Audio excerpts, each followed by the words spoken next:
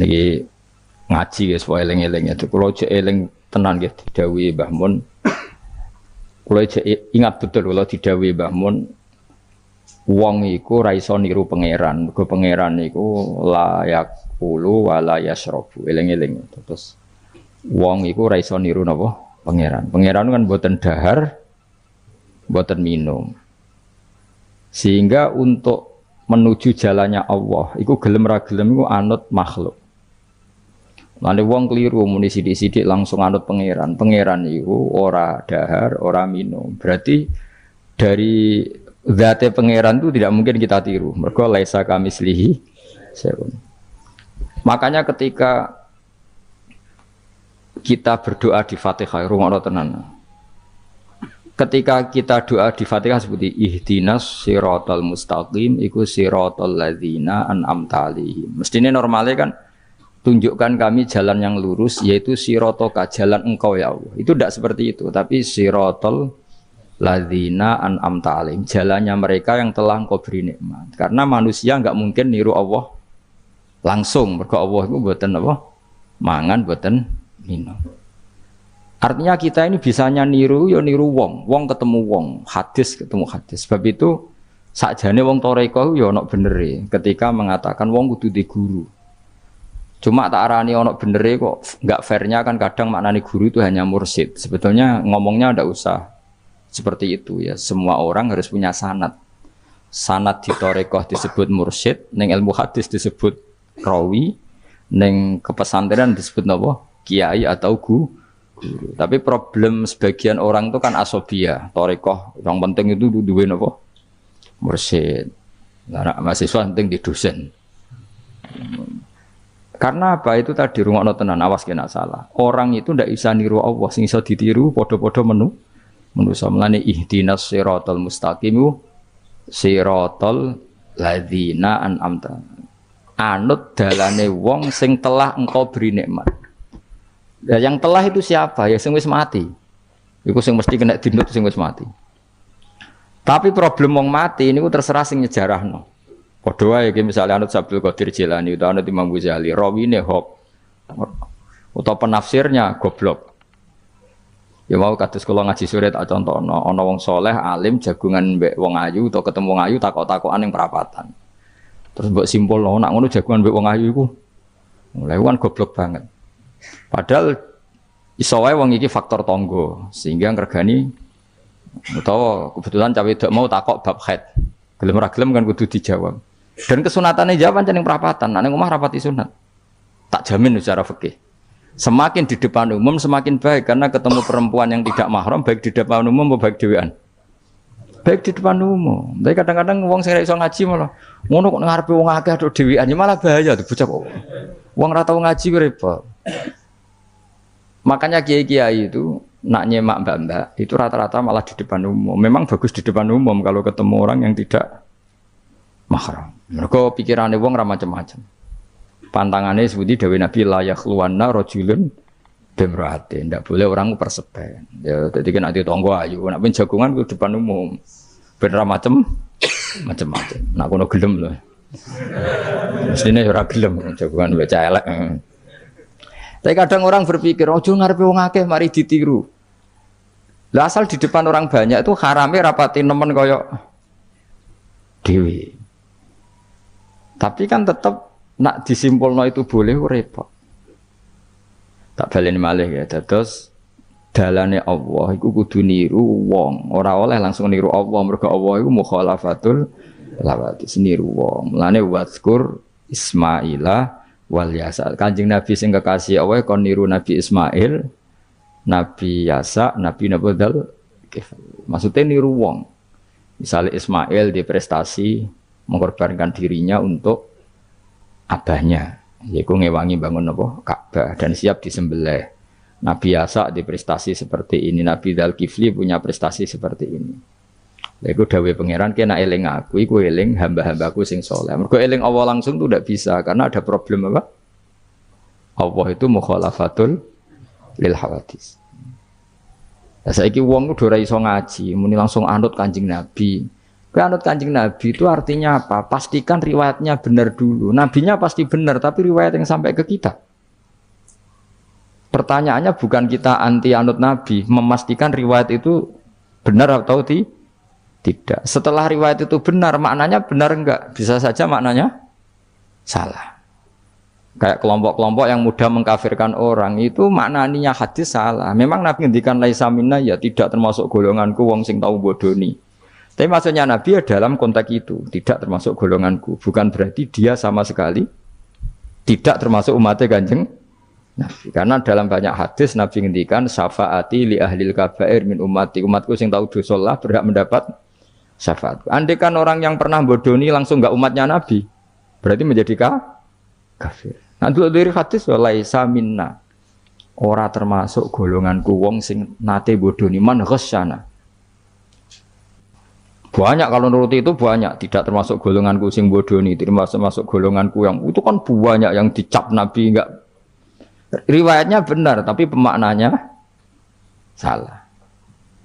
Makanya ada pepatah masyhur itu kalau dalam tradisi ulama itu, laula murabbi lama arafna rabbi, walau lal ulama lama arafnal am.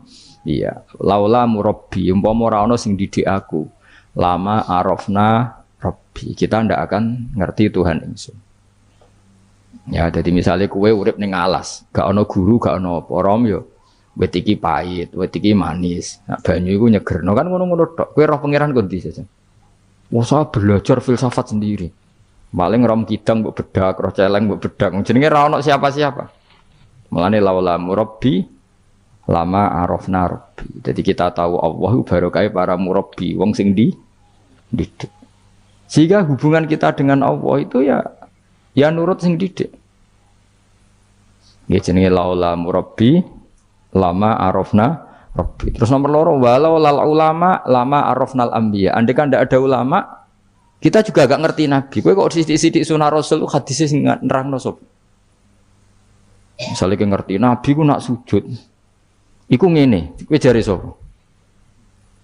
Iku sangka sallu kama raaitumuni usolli. Sahabat nyekseni sujude Nabi, tabiin nyekseni sujude sahabat, tabiin nyekseni sujude para tabiin, terus sampai kula ngerti sujude Mbah Mun niru Mbah Zubair, niru Mbah Karim Lirboyo, terus niru sampai Mbah Hasyim niru Mbah Mahfud niru sing aran Anatut Thalibin Nabi Bakar Sato, beliau niru Utsman Ad-Dimyati, terus niru Sayyid Zaini Dahlan ya, terus saya Utsman Ad-Dimyati, terus sampai Kanjeng Nabi Muhammad sallallahu alaihi wasallam. Mulane walau lal isnad laqala man sa'a ma seandainya tanpa sanad maka orang akan ngomong sekena. Karena itu agama. Sehingga Allah orang ngendikan ihdinas siratal mustaqim siratoka, tapi ngendikane siratal ladzina. Kita harus ngikuti orang. Orang itu siapa yang bisa diikuti? An'amta alaihim, yang telah engkau beri nikmat. Nah, saiki wong udah ora ngerti ngaji ngene iku. Supaya anut Nabi. Karena kalau anut Nabi secara 100%, misalnya ke sisa niru nyun sewu, misalnya sisa niru hal tertentu. Sesuai nak serampangan, saiki sampe nak bedheki. Kowe saiki misalnya wis sisa niru Nabi salat qobliyah. Wis qobliyah niru Nabi, cingkrange wis anut Nabi. Wis misalnya, terus ba'diyah wis niru Nabi. Nanti kalau agama itu ndak ada riwayat. Nabi urip ning Mekah Madinah, kenapa kamu ndak urip ning Mekah Madinah? Misalnya pertanyaannya seperti itu. Maka yang ini terus panjang. Nah, memperdebatkan seperti ini itu tidak ada dulu ulama. Mulai dulu nggak ada memperdebatkan seperti ini.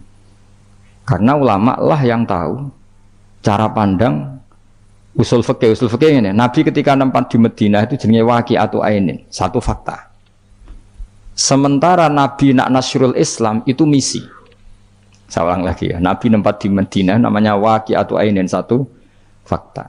Tapi Nabi nasrul Islam, menyebarkan Islam itu satu misi, satu himmah, satu cita-cita. Sehingga kalau ulama ditanya, kamu hidup di Madinah tapi nggak bisa menyebarkan Islam, dengan hidup di Uni Soviet tapi menyebarkan Islam, milih mana? Sehingga Sayyidina Ali karramallahu wajhah itu milih pindah ke Najaf, ke Irak. Karena beliau menganggap Madinah sudah cukup aman Islamnya, aman peradabannya. Beliau ingin menyebarkan Islam di bawah kemana? Kufah, ini tenggene Najaf. Nah, tapi gak bisa kamu katakan wah Sayyidina Ali gak niru Nabi. Nabi urip nang Madinah kok dekne pindah putih Irak. Tapi karena pertanyaannya bisa dibalik, nak tetap nang Madinah, orang Jawa nguyai segoro tahsilul hasil. Karena mendakwai sesuatu yang sudah jalan. Tapi kalau ke Irak menyebarkan agama. Waktu galeng ini, nak kue neng Papua, aku nggak masjid sebagai pendiri. Tapi nak kue neng kota, ngurmat masjid, aku untuk opah, milih nanti. Cara gue golek ridane pangeran. Nah, misalnya, jadi ulama usul fikih yang tahu duduk perkaranya itu, ya sudah kita harus ngikuti ulama, karena dia yang tahu, beliau-beliau ini yang tahu cara pandang. Mulane laulal ulama, lama arafnal ambiya. Dulu ketika era murni itu orang sedekah itu biasa, mesti diterima. Hadiah ya biasa mesti diterima. Tapi ketika era Umar bin Abdul Aziz, beliau jadi khalifah, dulu seperti itu namanya sedekah, sekarang suap. Semenjak itu ada aturan baru, kalau orang sedang jabat, kok dikasih hadiah orang berperkara itu enggak boleh karena potensinya. Dulu enggak kebayang ada suap itu, karena orang kalau ngasih ya ikhlas, bahkan diterima itu sudah senengnya bukan. Nah, saya gak salam tempel sidik ngatur kiai. Mulai dolim. Jalukane yo aneh-aneh, ora sekedar ngundang pengajian, jaluk swarga. Amit tenan. Justru iku mari ra swarga, wong salam tempel ngono kok jalukane apa? Swarga. Jadi saya ulang lagi ya. Eling-eling makalah ulama, laula murabbi lama arafna rabbi, walau ulama lama arafnal anbiya. Karena kita butuh sanad. Kalau kamu tanpa sanad, maka membayangkan Islam itu sesuai yang kamu bayangkan tadi. Jadi misalnya kita bayangkan Nabi itu figur yang begini-begini. Padahal kadang Nabi itu figur yang secara ilmu soleh itu malah kadang nggak iso nalar. Sing iso nalar itu ilmu yang riwayat. Misalnya gini, Nabi itu punya sisi unik. Kalau dahar itu di depan umum.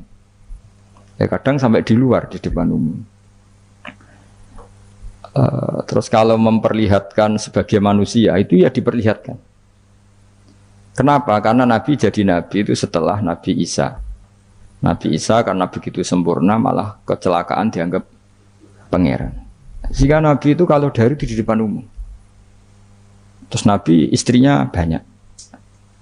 Karena untuk mempertegas bahwa Nabi itu tidak Tuhan. Karena ciri utama Tuhan itu tidak beristri, tidak beranak, tidak makan, tidak minum. Jadi kamane cara bahasa modern itu Nabi justru bikin kontra dengan Tuhan supaya kelihatan tidak sebagai Tuhan. Nak loro yo bangga, nak dahar yo bangga, nak ngombe yo bangga. Justru itu bagus, itu di ranah ilmu. Tapi nak di ranah rasa kowe kan seneng di panutan sing terkenal ora tau mangan. Terkenal ora tau ngombe. Kan kesane kan luweh keren. Tapi secara ilmu itu tidak bagus karena nanti ada potensi kecelakaan dianggap Tuhan. Itu contoh-contoh kecil. Jadi itu ilmu. Lalu yang tahu itu ya tak ulang lagi ulama. Justru Nabi ketika sakit, ketika dipanah ya luka, ketika diantemi wong kafir ya berdarah-darah. Itu bagus. Orang nggak perlu memitoskan Nabi itu orang yang misalnya nak dipanah ra tedas, dibacok rapopo. Iku gak Nabi pendekar jadi paham. Jadi, tapi itu secara ilmu dan sahabat nggak pernah kecewa misalnya nyon sewu Nabi dipanah kok popo ya ora kecewa ya seneng aja. Karena mereka diajari Nabi, aku itu gak pangeran. Nah ini saya cerita. Jadi andai kan agama itu tidak berdasar sanad, tidak berdasar ilmu, maka orang akan menghayalkan agama dengan pikirannya sendiri. Itu kan seperti orang idolakan Gajah Mada, wah Gajah Mada terlalu sempurna sampai musno, jadi gak ono kuburane, balik neng langit, soalnya itu dintilah musno terus macam-macam. Nah bayangkan kalau agama disepertikan itu, betapa bahayanya. Makanya agama itu butuh apa? Sanad. Karena sanad ini yang menjaga konstitusi apa? Agama. Makanya eling-elingin apa? Laulal ulama lama arafnal anbiya walau la murabbi lama arafna rabbi. Kita tidak pernah tahu Tuhan kecuali Nah maka guru ini posisinya kuat sekali. Saking kuatnya posisi guru, ya guru yang seperti ini sampai ada pepatah tadi man ta'allama bila sayhin fasehu setan. Orang belajar tanpa guru berarti gurunya itu setan. Karena ekstrimnya tadi ekstrimnya guru, ekstrim. Orang tanpa guru itu. Nah kemudian terus mulai ada dominasi. Orang toreko hanya nganggap itu mursyid, mahasiswa hanya nganggap itu dosen misalnya. Terus di tradisi ilmu itu guru. Sebetulnya itu tidak itu semua, yaitu bagian dari itu, tapi tidak itu semua. Yang penting itu ada sanad. Sehingga cara pandang itu tadi. Nabi di Madinah itu waqi'atu ainin, satu fakta sosial. Meskipun dengan segala fadhailul Madinah, tetap itu satu fakta sosial. Bukannya Rasulullah terbanyak hidup di Kufah. Mulai Sayyid alim-alim di Kufah, setelah itu pindah ke Yaman. Apakah pindah ke Yaman itu berarti meninggalkan tempat gaya Rasulullah? Tidak seperti itu. Tapi ciri utama Nabi itu dakwah dan nasrul ilm. Dan yang butuh zaman itu Yaman ya ke Yaman, yang butuh itu ke Indonesia ya ke Indonesia. Nah, andai kan sunnah Rasul dimaknai secara sepihak, kudu urip ning Madinah. Berarti orang Islam sekali gak ning Madinah gak dianggap sunnah Rasul. Wah, kan terus panjang jadinya. Makanya terus ada ilmu, yaitu namanya usul fikih. Usul fikih itu yang ngatur itu semua, yang bisa nganalisis. Terus caranya gampang saja. Zaman Nabi Sugeng itu sudah nyuruh Sayyidina Ali ke Yaman, disuruh dakwah ke Yaman. Beberapa sahabat disuruh ke daerah-daerah terpencil. Artinya apa? Andai kan yang ditempati Nabi Madinah itu jadi sentral harus orang di Madinah, Nabi tidak akan menyuruh orang keluar dari. Tapi nyatanya mereka disuruh keluar demi kepentingan dakwah. Berarti keluar dari Madinah itu bukan meninggalkan sunnah Rasul. Akhirnya terus jadi ilmu. Makanya terus dibedakan mana waqi'atu ainin, mana yang misi. Tentu didahulukan apa misi atau himmah. Jadi itu harus ada ilmunya memang seperti itu. Misalnya termasuk yang paling terkenal saya contohkan berkali-kali. Nabi itu kalau sedekah ya pakai tamar. Kalau uang ya pakai dinar. Tapi ilmu kita tahu maknanya itu adalah alat tukar. Sehingga di Indonesia kita sedekah pakai rupiah. Kalau Nabi pakai tamar, kita ganti beras karena maknanya kut, makanan pokok. Oh kok pepeh niru Nabi. Lagi niru Nabi saiki berarti sedekah rupiah gak niru Nabi. Nabi enggak pernah sedekah pakai rupiah, tapi pakai apa? Dinar. Nah itu terus ada ilmunya. Yaitu disebut ada ilmu waqi'atu ainin. Kebetulan Nabi orang Mekah, maka sedekahnya pakai dinar. Di era itu orang Mekah seringnya dahar kurma. Terus itu semua dimaknani kut sama alat tukar apa? Kut sama alat tukar. Sekarang alat tukar rupiah ya berarti sedekahnya rupiah. Kalau zakatnya dulu makanan pokok di Mekah ya kita zakat pakai makanan pokok di Indonesia. Maknanya beras. Itu ya ulama lagi yang tahu itu ulama. Lan eling-eling ihdinas siratal mustaqim itu siratal ladzina, jalannya mereka yang telah engkau beri nikmat. Karena kalau langsung anut Allah anut apa? Anut Kanjeng Nabi misalnya, terus sanatnya gimana coba? Misalnya sholat madhep Ka'bah. Itu ya sudah kita anut Nabi, sholat itu madhep Ka'bah. Tapi zaman Nabi teng Madinah itu luas masjid Madinah itu sudah lebih dari luasnya Ka'bah. Eling-eling. Dina ana wong fanatik Ka'bah itu fanatik presisi Ka'bah, itu rapati ngaji. Zaman Nabi Sugeng itu luas masjid Madinah itu sudah lebih luas ketimbang Ka'bah. Ka'bah itu hanya 18 kali 16 meter. Saya rungokno. 16 sampai 18 meter diameternya itu. Berarti kalau ingin kenceng Ka'bah, semua masjid harus luas maksimal itu 18 meter. Karena kalau masjid itu 50 meter, berarti ujung yang sana sama sana itu sudah tidak center Ka'bah. Kalau ingin center harus bentuk U. Loh iya kan? Kalau Ka'bah itu 18 meter, kalau ingin kenceng Ka'bah berarti masjid semua harus berapa luasnya? 18 meter. Nanti kalau 50 meter yang ujung sana sama ujung sana, bodoh utopia, bodoh. Tapi zaman Nabi Sugeng itu masjid di Madinah itu sudah lebih luas ketimbang diameter. Itu menunjukkan bahwa madhep Ka'bah itu tidak harus persis Ka'bah untuk jarak yang jauh, cukup jihah itu namanya arah. Ya terus seperti itu. Lagi-lagi laul ulama arafnal ambi. Kemudian nasah mansuh. Kalau sampean belajar textbook, Nabi Ibrahim bojone akeh, Nabi Dawud bojone akeh, Nabi Sulaiman apa meneh. Kowe langsung anut. Ya tidak bisa, ulama yang tahu ini syariat yang sudah mansukhoh, sudah dihapus ketentuan. Ya begitu terus-terus. Ngilangin najis ya begitu, terus ngelola anak ya begitu, semuanya. Terus ulama ngarang fikih detail itu, disebut kitab fikih itu. Ada Fathul Qorib, ada Fathul Mu'in.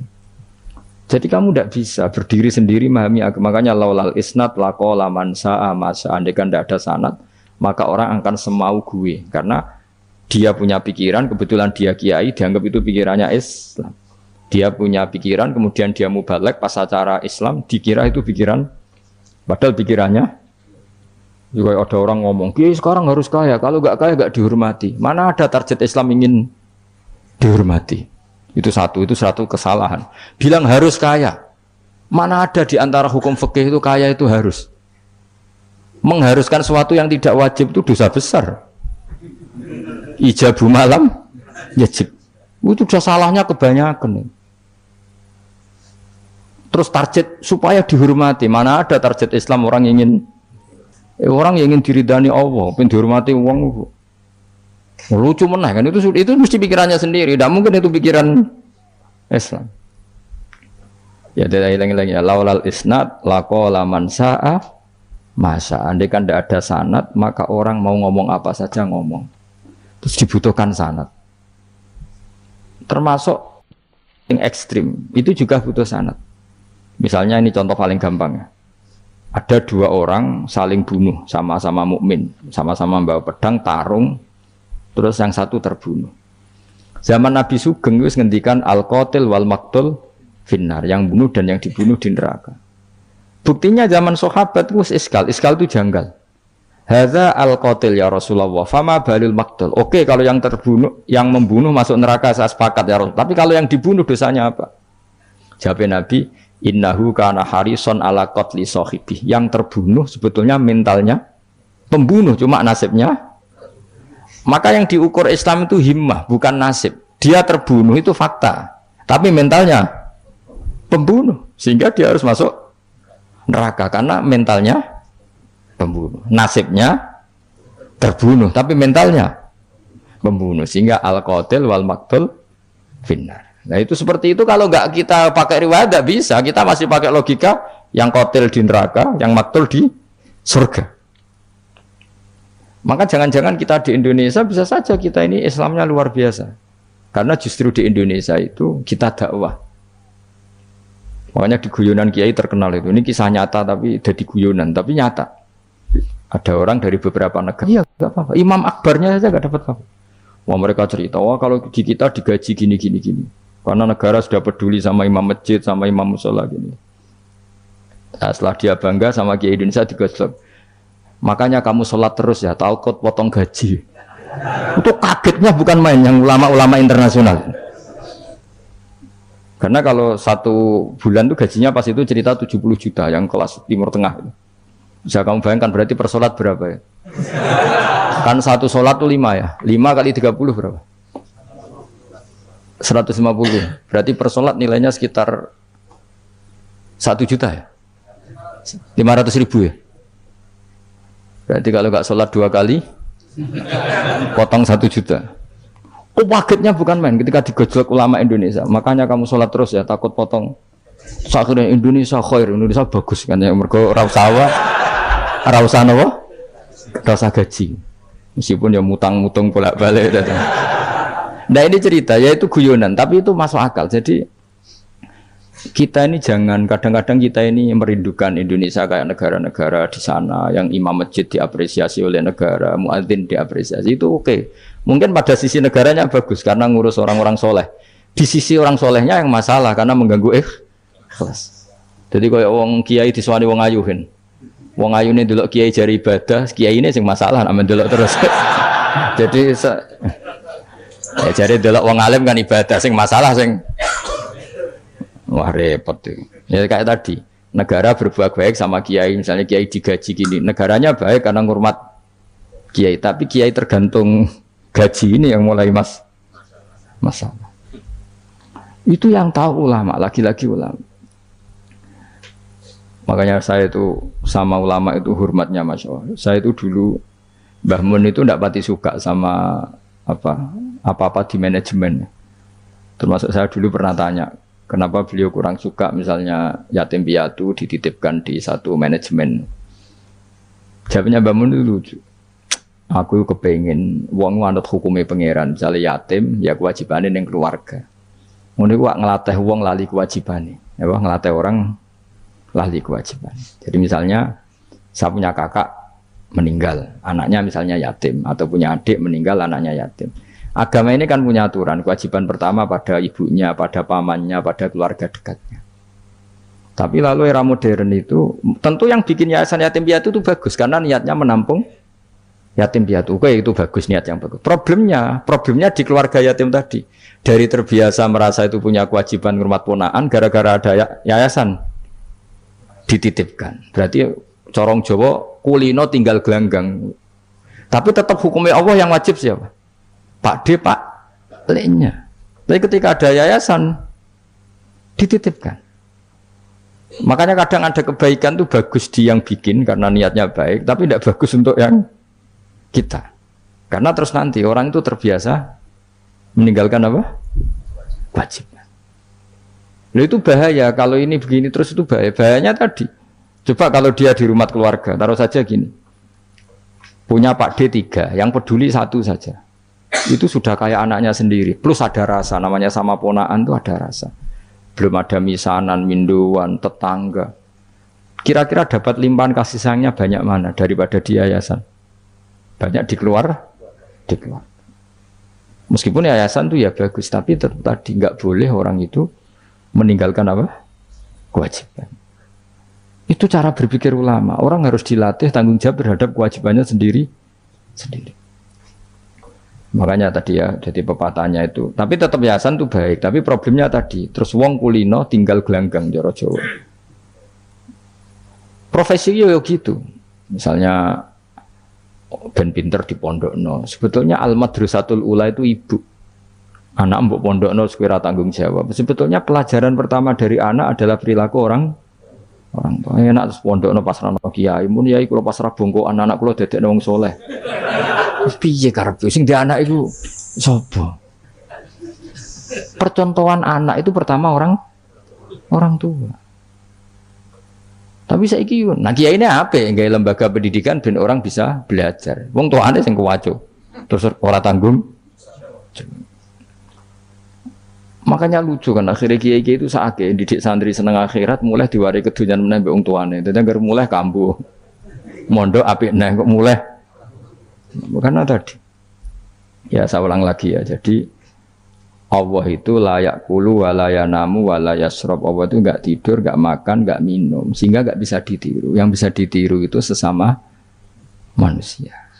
Mulane wazkur Ismaila wal yasa wadal kifal nabo ihdinas siratal mustaqim siratal ladzina an'amta alaihim. Maka ketika kita nanti masuk surga, tu faulaika ma'al ladzina an'ama Allahu alaihim minan nabiyyin wasiddiqin wasyuhada'i wassalihin wa hasuna ulaika rafiqo. Jadi enggak bisa kamu soleh sendiri itu enggak bisa. Karena kalau soleh sendiri pasti dipimpin khayal, itu tak jamin pasti dipimpin apa? Khayal. Sehingga harus ada sanad. Ya, makanya laulal isnad laqala man sa'a ma sa'a. Andai kan enggak ada sanad, maka orang mau ngomong apa saja diomongkan. Makanya kita butuh apa? Butuh sanad. Terus kalau terusakan ya. Terus nanti Rabbus samawati wa ma min ilahin illallahul wahidul qahar. Rabbus samawati. Pangeran iku sing pangerani pira-pira langit wal ardi lan bumi. Wa malan perkara benahuma antarane samawat lan ardh. Al azizu turdat sing menangan, al ghalibu sing kang menangan ala amri. Ing atase urusane Allah. Al ghafaru kang akeh nyepurane li auliyaihi maring pira-pira kekasih Allah. Kul ngucap sira Muhammad lagu maring para kafir Mekah zaman iku huwa nabaun azim. Huwa utawi iki iku nabaun azim. Huwa utawi ikilah Quran misalnya. Huwa utawi ikilah Quran iku nabaun cerita azimun kang gedhe. Antum kang utawi sira kabeh andu saking Quran iku muriduna iku mengo kabeh. Ail Qur'an itu keseute Qur'an alladzi kang ambak tukang cerita ingsun kum ing sira kabeh fi iklan ladzi. Wajib tu lan teko ingsun kum ing sira kabeh. Fihi napa fihi? Wajib tu kum fihi. Wajib tu lan nekane ingsun kum sira kabeh fi dalam Qur'an bima lan perkara la ya alamu. La lamu kang ora den pinawri apa ma ila biwahyin. Wa wa qauluhu ma kana liyamin ilmin bil malil ala iku nabaun azim. Itu cerita yang besar. Maka orang iku liya kedhe ingsun min ilmin saking pengetahuan bil malaila ala kelawan percakapane malaikat papan atas dari malaikati idyaqtasimu nalikane berdebat sapa ngake fisani Adam ing dalam masalah Nabi Adam hina qala wa taala ini ja'ilun firadi khalifah in huwa ora ana ta kabeh iku in iyuha ilayya maka nal yamin ilmin bil malaila ala idyaqtasimun iyuha mayuha tegese ora den wahyu ana ilaya maring ingsun apa illa annama kecuali sak temne ingsun ani sak temne ingsun nazirun iku wong sing ngekeki peringatan mubinun kang jelas oleh ngekeki peringatan bayinul ingdar tegese banget oleh ngekeki peringatan waskuran iling sira iskolan alkane dawa sapa rabbuka pangeran sira lil malaikati maring malaikat inni khaliqum basyaram mintin inni sak temne ingsun khaliqun dat sing gawe ingsun gawe basyaron ing manusa mintine sange lemah wa utawi basar iku adamu adam. Faidha sawaituhu mongko nalikane wis nyempurnano ingsun hu ing adam. Atmam tu tegese nyempurnano ingsun hu ing adam. Wa nafakhtu lan yub ingsun ajra itu tegese melakono ingsun fi ing dalam adam min ruhi sanging roh gawean ingsun. Wa namanani sanut kula man min ruhi sanging roh gawean ingsun. Ora bermaknane min ruhi sanging roh ingsun. Berarti adam ditiup ruhi Allah terus di adam ada ruhi Allah, gue jadi setengah Nasrani, gue jadi Roh Kudus ini, jadi mulane repot. Jadi nama ini sangat aku, soalnya min ruhi sanging roh, sing digawe ingsun jero untuk bulat mana.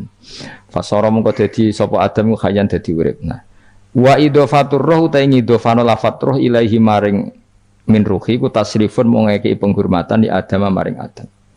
Lagi-lagi ini malaikat, malaikat itu di apa? Malaikat itu kan yo duwe pikiran. Terus iblis yo duwe pikiran.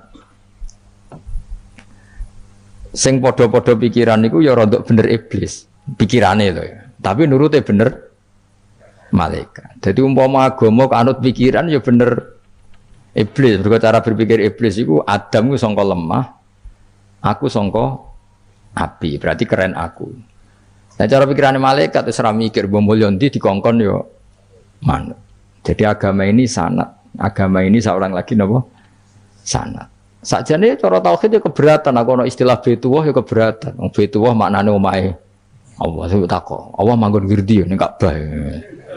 Jadi kita harus ngikuti ulama. Dikatakan Baitullah itu nama penghormatan. Sesuatu itu mulia, maka disebut Baitullah. Bukan berarti Allah nempat di situ. Mergo Allah ndak butuh napa? Tempat. Jadi itu kan jelimet, Mang. Lagi-lagi yang tahu itu ulama. Masjid ya dikatakan Baitullah. Lah nek misale iki masjidé pangeran, malah nambah maknane lucu. Masjidé pangeran. Jadi iki tempat sujudé pangeran. Kacau kae. Tapi berhubung wong ra paham alhamdulillah demun iki masjidé pangeran. Jajal maknane bahasa Arab. Iki masjidé pangeran, maknane terjemah. Iki tempat kacau. Baru kayak bodoh ora roh nek iku kacau. Jadi kacau. Ya mulane anut ulama. Jadi darani Baitullah apa dikatakan daleme Allah maknane apa idhofatut tasyrif. Napa idhofatut tasyrif maknane omah sing mulia sampai diistilahno daleme Allah. Wis kudu bulet ngono koyo niki napa? Wa idhofatur roh lahu napa? Tasrifun li Adam. Jadi ora kok wa nafakhtu fihi min ruhi Nabi Adam tak kei rohku iku ora, tapi sebuti tak tiup dari roh sing roh iku urusanku, tapi ora ruhi Allah mboten. Niku jenenge apa? Wa idhofatur roh ilaihi napa? Tasrifun mok bentuk penghormatan li Adam maring Adam. Wa ruhu terro iku jismun jisim latifun kang alus. Yahya kang dadi urip bi kelawan ikilah jisim. Yahya kang dadi urip bi sebab ikilah jismun sapa alinsanu manusa binufudhihi kelawan tembusir roh fi jismi. Faqa mongko napa njungkel sira kabeh lahu maring Adam sajidina hale sujud kabeh sujud tahiyatin kelan sujud penghormatan keyakinan Imam Suyuti ini bil inhinai mau kelawan diluk di Imam Suyuti ya rada unik jadi pikiran Imam Suyuti itu tapi itu tidak disepakati ahli tafsir ketika Adam diciptakan itu ayo sujud hanya diluk gini jadi tidak sampai sujud kayak sholat itu pikiran Imam Suyuti karena Imam Suyuti itu masih meyakini sujud yang kayak sholat itu mukhtasun lillah hanya untuk Allah. Itu pikiran Imam Suyuti. Makanya beliau menafsirkan sujud itu hanya diluk. Tapi nak cara Senawi Banten umumnya ulama mengatakan ya nak malaikat itu sampai sujud kayak sholat. Tapi bukan niat sujud ke Adam tapi karena itu perintah Allah. Jadi hakikatnya sujud kepada perintahnya Allah bukan ke makhluk yang bernama Adam. Artinya gini, pentingnya ulama ngendikan gini, tidak akan pernah ada syariat makhluk disuruh sujud ke makhluk. Lagi-lagi pentingnya ulama. Jadi tidak bisa, misalnya kamu berdasar cerita Nabi Adam, oh kalau gitu saya boleh sujud ke Nabi Muhammad, saya boleh sujud ke guru, tidak bisa. Selamanya tetap tidak bisa. Karena ketika malaikat sujud ke akadnya, mereka hanya sujud terhadap perintahnya Allah Subhanahu wa Ta'ala. Bukan sujud ke makhluk. Karena sujud ke makhluk sampai kapanpun tidak pernah sah atau tidak pernah boleh. Jadi pilihannya dua. Nak cari Imam Suyuti sujudnya hanya apa? Diluk, kayak diluk pas apa? Kayak orang-orang Cina itu, pokoknya diluk gini. Kedua, atau memang kayak sujud pas sholat, tapi bukan niat sujud ke Adam sebagai makhluk, tapi sujud karena itu perintahnya Allah Subhanahu wa Ta'ala. Jadi hakikatnya sujud kepada Allah. Makanya kalau dalam ngaji-ngaji ulama itu agama ini dari awal unik. Allah melarang sujud kepada batu. Tapi kita sholat itu madhep Ka'bah. Kemudian juga ada batu. Makanya kita harus menanamkan bahwa semua sujud itu lillahi ta'ala. Dan soal ada arah ya penting arah. Nggak mau arah madhep segoro kidul lah repot. Jadi arah itu mau dipakai kesepakatan untuk menunjukkan kalau kita muslim arahnya sujud itu ke Ka'bah, tapi tetap sujud kita hanya lillahi ta'alanya karena Allah. Saya ulang lagi ya, jadi itu pentingnya ulama. Hanya ada dua versi. Satu, malaikat tidak sujud kayak sholat, tapi hanya diluk. Ini cara Imam Suyuti, napa? Sujud tahiyatin bil inhina, napa? Bil inhina. Tapi kalau banyak ulama mengatakan ya sujud betul, tapi tidak niat sujud ke Adam, tapi tunduk kepada perintahnya Allah Subhanahu wa Ta'ala. Fasajata mongko sujud sapa al malaikatu malaikat kulluhum sakabehane malaikat ajmauna halis kabehane kabeh. Fihi ku tetep ing dalam dawuh kulluhum ajmaun takkidani utawa ana taukid loro yaiku kulluhum dan ajmaun illa iblis kecuali iblis. Wa ta iblis ku abul jinni ku abul jin. Karena ana sapa iblis ku benal malaikati antarane para malaikat. Istakbara sombong sapa iblis wa kana lan ana sapa iblis minal kafirina setengah sange wong sing kafir kabeh fi ilmillahi taala ing dalem ilmune Allah taala. Kala dawuh sapa wa ta'ala ya iblis wa iblis ma manaka mau te apa iku mana ngalang-alangi apa maka ing sira antas juta ento sujud sira lima maring perkara kholaqtu kang gawe ingsun biadaya kelawan tangan loro ingsun manane kelan kekuasaan ingsun manane yadaya di maknane nah mbek ulama mergo nak maknane tangan kok repot nah berarti Allah duwe tangan terus dirubah mbek Imam Suyuti diciptakan dengan tangan saya sendiri maknane apa tawalli itu tegese nguasani ingsun khalqahu ing gawe Adam. Jadi Adam tak bikin sendiri. Manane ya pokoke ngono. Dadi biadaya itu istilah penghormatan. Bukan hakikatnya Allah bikinnya pakai tangannya. Wa utawi iki ku tasrifun iku bentuk penghormatan di Adam maring Adam. Fa inna kula makhlukin mongko sak temene hakikate kabehane makhluk ya tawala nguasai sapa Allah khalqahu ing gawe kula makhluk. Astakbarta am kunta minal alin astakbarta ana ta sombong sira al ana ing dalem saiki anis sujudi istifamu taubihin am kunta ana ta te sira minal alin setengah sangke wong sing sombong-sombong kabeh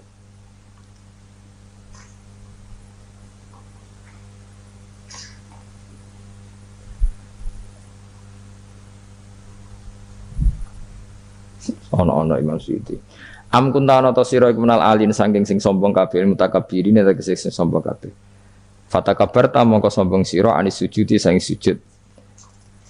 Terus likaunika krana anane sira iku minhum setengah saking wong sing kumo luhur. Kala ngucap sapa iblis ana khairu minhu. Ana uta ingsun khairun wa apik minhu tinimbang Adam. Kula niku karena lebih keren timbang Adam. Kholak ta damel panjenengan ingsun minarin saking materi api, wa kholak ta lan damel panjenengan ing Adam mintinin saking materi napa? Lemah. Kala dawuh sapa sinten kala dawuh sapa Allah. Fakhrus mongko metu sira minha saking swarga minal jannati swarga wa qila minas samawati sing pira-pira langit. Jadi sebetulnya mulai dulu itu ya ada khilaf. Fakhrus minha itu dari surga atau wakilah minas samawat. Fa innaka mu'minus. Gue debat itu kurang penggawian. Surga zaman Adam itu sama enggak dengan surga yang nanti untuk kita di surga? Wah, ya sama. Kalau sama sekarang di mana? Mau seribet, mau nganggur-nganggur seribet. Wong bus warga ora mesti geger perkara kok. Mas parah. Ya si Yahudi takok anu niku takok apa? Yahudi. Kanjeng Nabi nanti takok wong Yahudi, Muhammad nak langit bumi ku sok ben hancur pas kiamat. Terus manusa sing mati mulai Adam sementara ditakok endi? Jadi nak takok ngono mirip so. Mirip Yahudi. Nak mirip Sugair apa? Nak mirip ngamure. Jadi agama ini selalu disoal pakai akal. Jadi agama tanpa akal ora iso berdiri, tapi kalau terlalu bawa akal itu ya repot. Ya makanya tadi itu pentingnya riwayat. Seorang lagi pentingnya apa? Riwayat.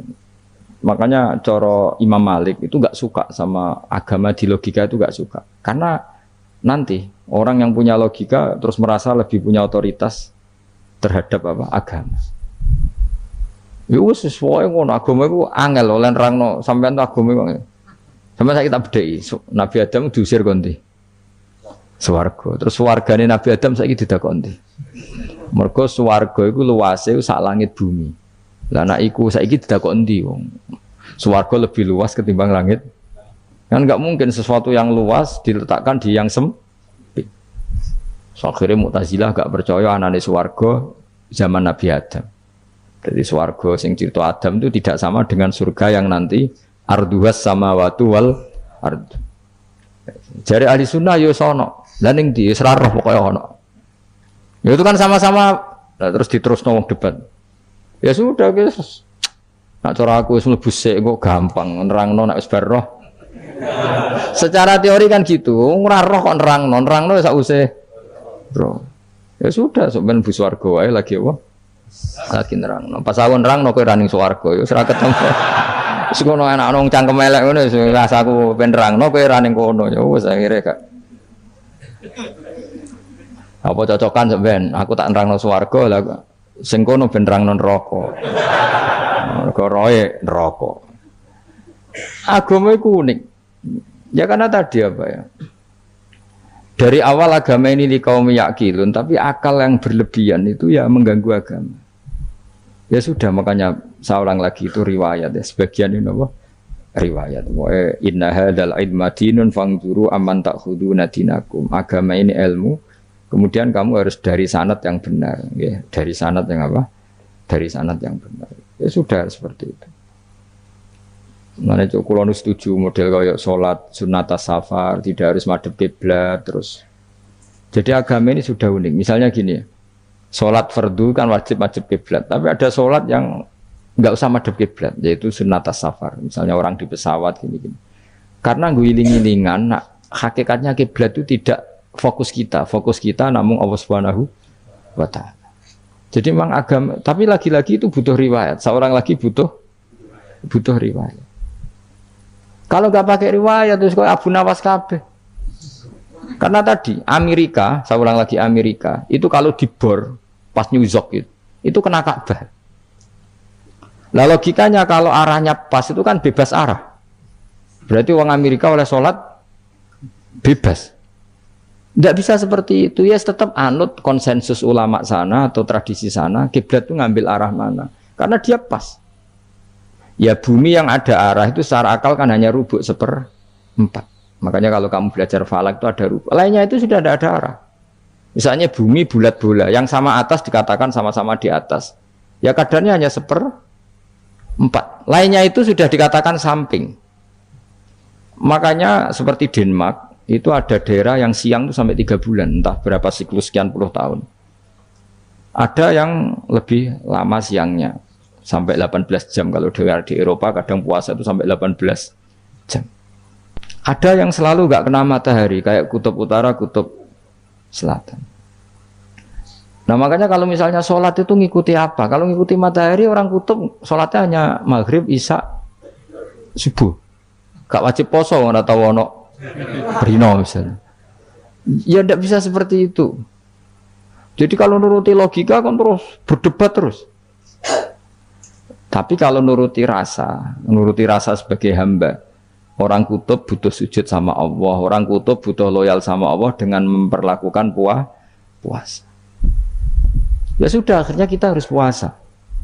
Nah, lalu kalau ukurannya matahari, mereka tidak punya matahari. Memangnya puasa itu penyebabnya wujudnya matahari, apa penyebabnya loyalitas sama Allah Subhanahu wa taala? Loyalitas. Kalau penyebabnya matahari ya berarti kalau nggak ada matahari nggak usah apa? Nggak usah seperti itu cara berpikir. Makanya ngikuti ulama. Karena ulama yang tahu tradisinya Allah dan Rasul. Ya seorang lagi ulama yang tahu tradisinya Allah dan Rasul. Meskipun ya kadang saya enak dewe ulama. Mereka ya kadang ya mau kalau bolak-balik ngomong. Gak diterang nombek cangkem elek ora paham-paham. Makanya masyhur itu ada kiai di debat sama orang rodok PKI. Pak Kiai, kalau setan dari api masuk api kan biasa. Terus susahnya apa? Mau materinya dari api itu. Kiai ku mek lemah, swawarna raine. Loro, Cung, wis sakit. Jadi wong kok lemah, kena lemah kok loro. Karena serak kena diterang, no? Manusia materinya kan dari tanah, berarti kena dipendem urip-uripan. Piye aja? Ya loro ya, lah ya jare kok lemah kok dipendem ning lemah kok. Karena dijelaskan pakai lisan yang baik gak paham-paham. Sebenarnya kita ini ingin selalu baik, tapi ada orang-orang diterangkan cara baik-baik itu. Wah. Kayak misalnya ana wong kondo, Gus kula niku bojo kula cerewet ngene-ngene, apike kula pegat. Dicereweti bojo mbek diarani duda lara ndi? Lara diarani duda isen. Kowe payu rabi dicereweti, ambek ra payu rabi jomblo, sakit mana? Sakit distatuskan jomblo. Malah kena dicereweti sabar prestasi baru. Mesti wong ku diwolak-walik. Nah nek jare sekolah tas malan kula seneng mbek Imam Syafi'i. Kowe dirasani wong ning ngarepmu, diomongi, ambek dirasani seneng ndi? Seneng dirasani cara kowe. Jare Imam Syafi'i bukti kewibawa, buktine ngomong ning ngarepmu ra wani. Jadi Imam Syafi'i itu rileks urip. Ya Aba Abdillah orang yang tadi muji-muji jenengan tuh kalau di luar maki-maki jenengan. Jadi alhamdulillah. Kok bisa itu kan bukti pengkhianatan.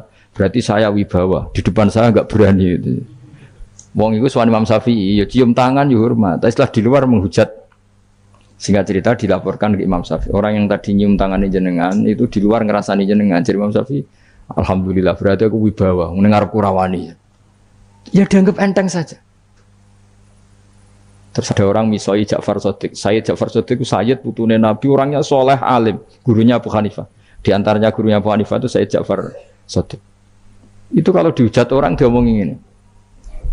Dimaki-maki. Sampai ke rumah. Pas mau masuk rumah, kamu masih ingin maki-maki saya? Iya. Tak tunggu sampai selesai. Setelah selesai, sudah, sampun, sudah. Masih emosi orang, sudah. Kamu misoi saya berdasar apa yang kamu ketahui. Yang tidak kamu ketahui lebih banyak, maka saya tunggu. Sesuai izin sampai terus ketika ditanya, kenapa engkau sabar ketika jenengan saya pisui? Orang ini akhirnya tobat, mencium tangannya, mencium lututnya. Jawab saya Ja'far Shadiq ini. Aturahu tu'sokurhan, aturahu yu'sokurhan. Gue nggak paham kalimat itu, tapi tak terangkan. Ben dadi wali. Kowe roh pangeran, ya tahu. Sing durakani pangeran tuh banyak enggak? Yang maksiati pangeran tuh banyak enggak? Banyak. Lah yang pangeran sing di langit bumi wae dimaksiati, apa meneh terima aku. Akhirnya terus. Jadi orang-orang soleh itu cara berpikir itu di luar kapasitas kamu. Apa ya? Mereka itu hanya Allah, taunya itu hanya Allah. Aku kan enggak egois, harga diri. Mana ada agama berdasar harga diri itu kalau dalam bahasa Arab disebut hamiyat al-jahiliyah itu gengsi apa? Jahili.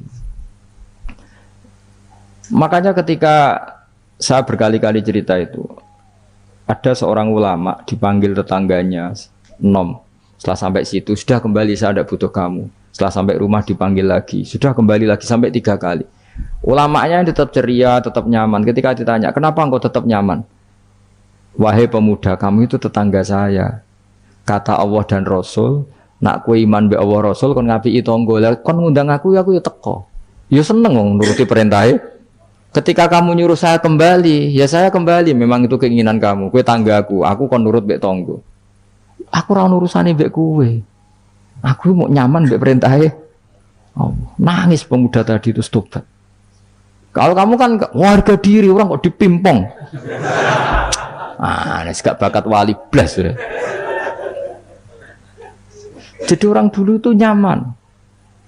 Karena yes, pikirannya namung Allah Subhanahu wa ta'ala. Umar bin Abdul Aziz itu termasuk khalifah paling soleh setelah periode sahabat. Itu mau kapundhut itu sewantai. Ketika keluarganya menangis, kenapa kamu menangisi saya? Ya karena engkau mau mati. Memangnya kalau mati mau kemana aja? Ila khairi madhubin ilaih, ke zat terbaik. Terus aku mbok kon urip awar kowe gak jelas iso ngrumat aku ta ora, anak Allah malah jelas. Saiki apik ndi urip mbek wong ora jelas sampai sing jelas. Ya wis kapundhut. Kowe kan gak mati ku wedi. Dosane akeh. Lah mengko nek urip terus ora dosa apa to ngene. Gaya tok wis. Dosa kula cek kathah Gus kok mati terus. Ya malah apik mati biar dosa meneh. Biasa wae nek apik mati biasa karena potensinya kamu urip suwi iku dosane apa taat meneh. Enggak jawab. Potensi nih.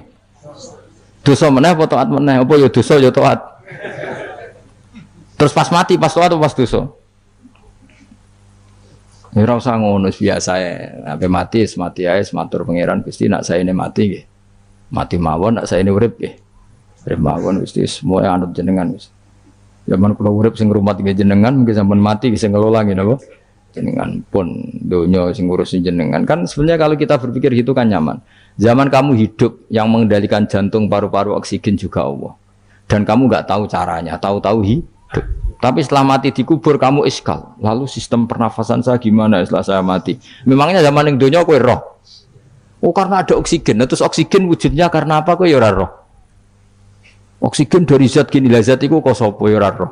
Mau gaya tok ngomong mau tetep akhirnya ora roh. Nanti kadang kalau gawak mbek goblok wis ora roh kabeh dari awal semua alam pokoke gak usah nerang. Nah, artinya gini, kalau zaman di dunia kamu tidak bisa mengelola diri kamu sendiri, juga sama setelah mati tidak bisa mengelola diri kamu sendiri. Semua itu al-amru biyadil, semua itu dalam kekuasaan Allah Subhanahu wa ta'ala. Ya sudah, alaihi tawakkaltu wa ilaihi unib. Ya sudah, kita pasrah saja dan kita hanya kembali kepada Allah Subhanahu wa ta'ala. Ya sudah, itu agama. Tapi nak logika pakai akal. Wah itu orang mati itu sudah nggak bisa apa-apa, sudah jadi tanah gini-gini. Ya, masa catekar yang ngerti, jadi tanah itu tidak bisa apa-apa. Tapi masalahnya kita ini dikendalikan oleh zat yang bisa mengelola semua. Yaitu Nabi Adam diciptakan juga dari tanah. Ya sudah hanya berdasar riwayat itu yang kita akhirnya meyakini setelah kita mati juga bisa hidup lagi. Mun kula terusno. Fakhrus minha, qala dawu sapa ta'ala fakhrus minal jannati. Nah gitu mriki Imam Suyuti ya aneh niki radi fakhrus minal jannati khilaf.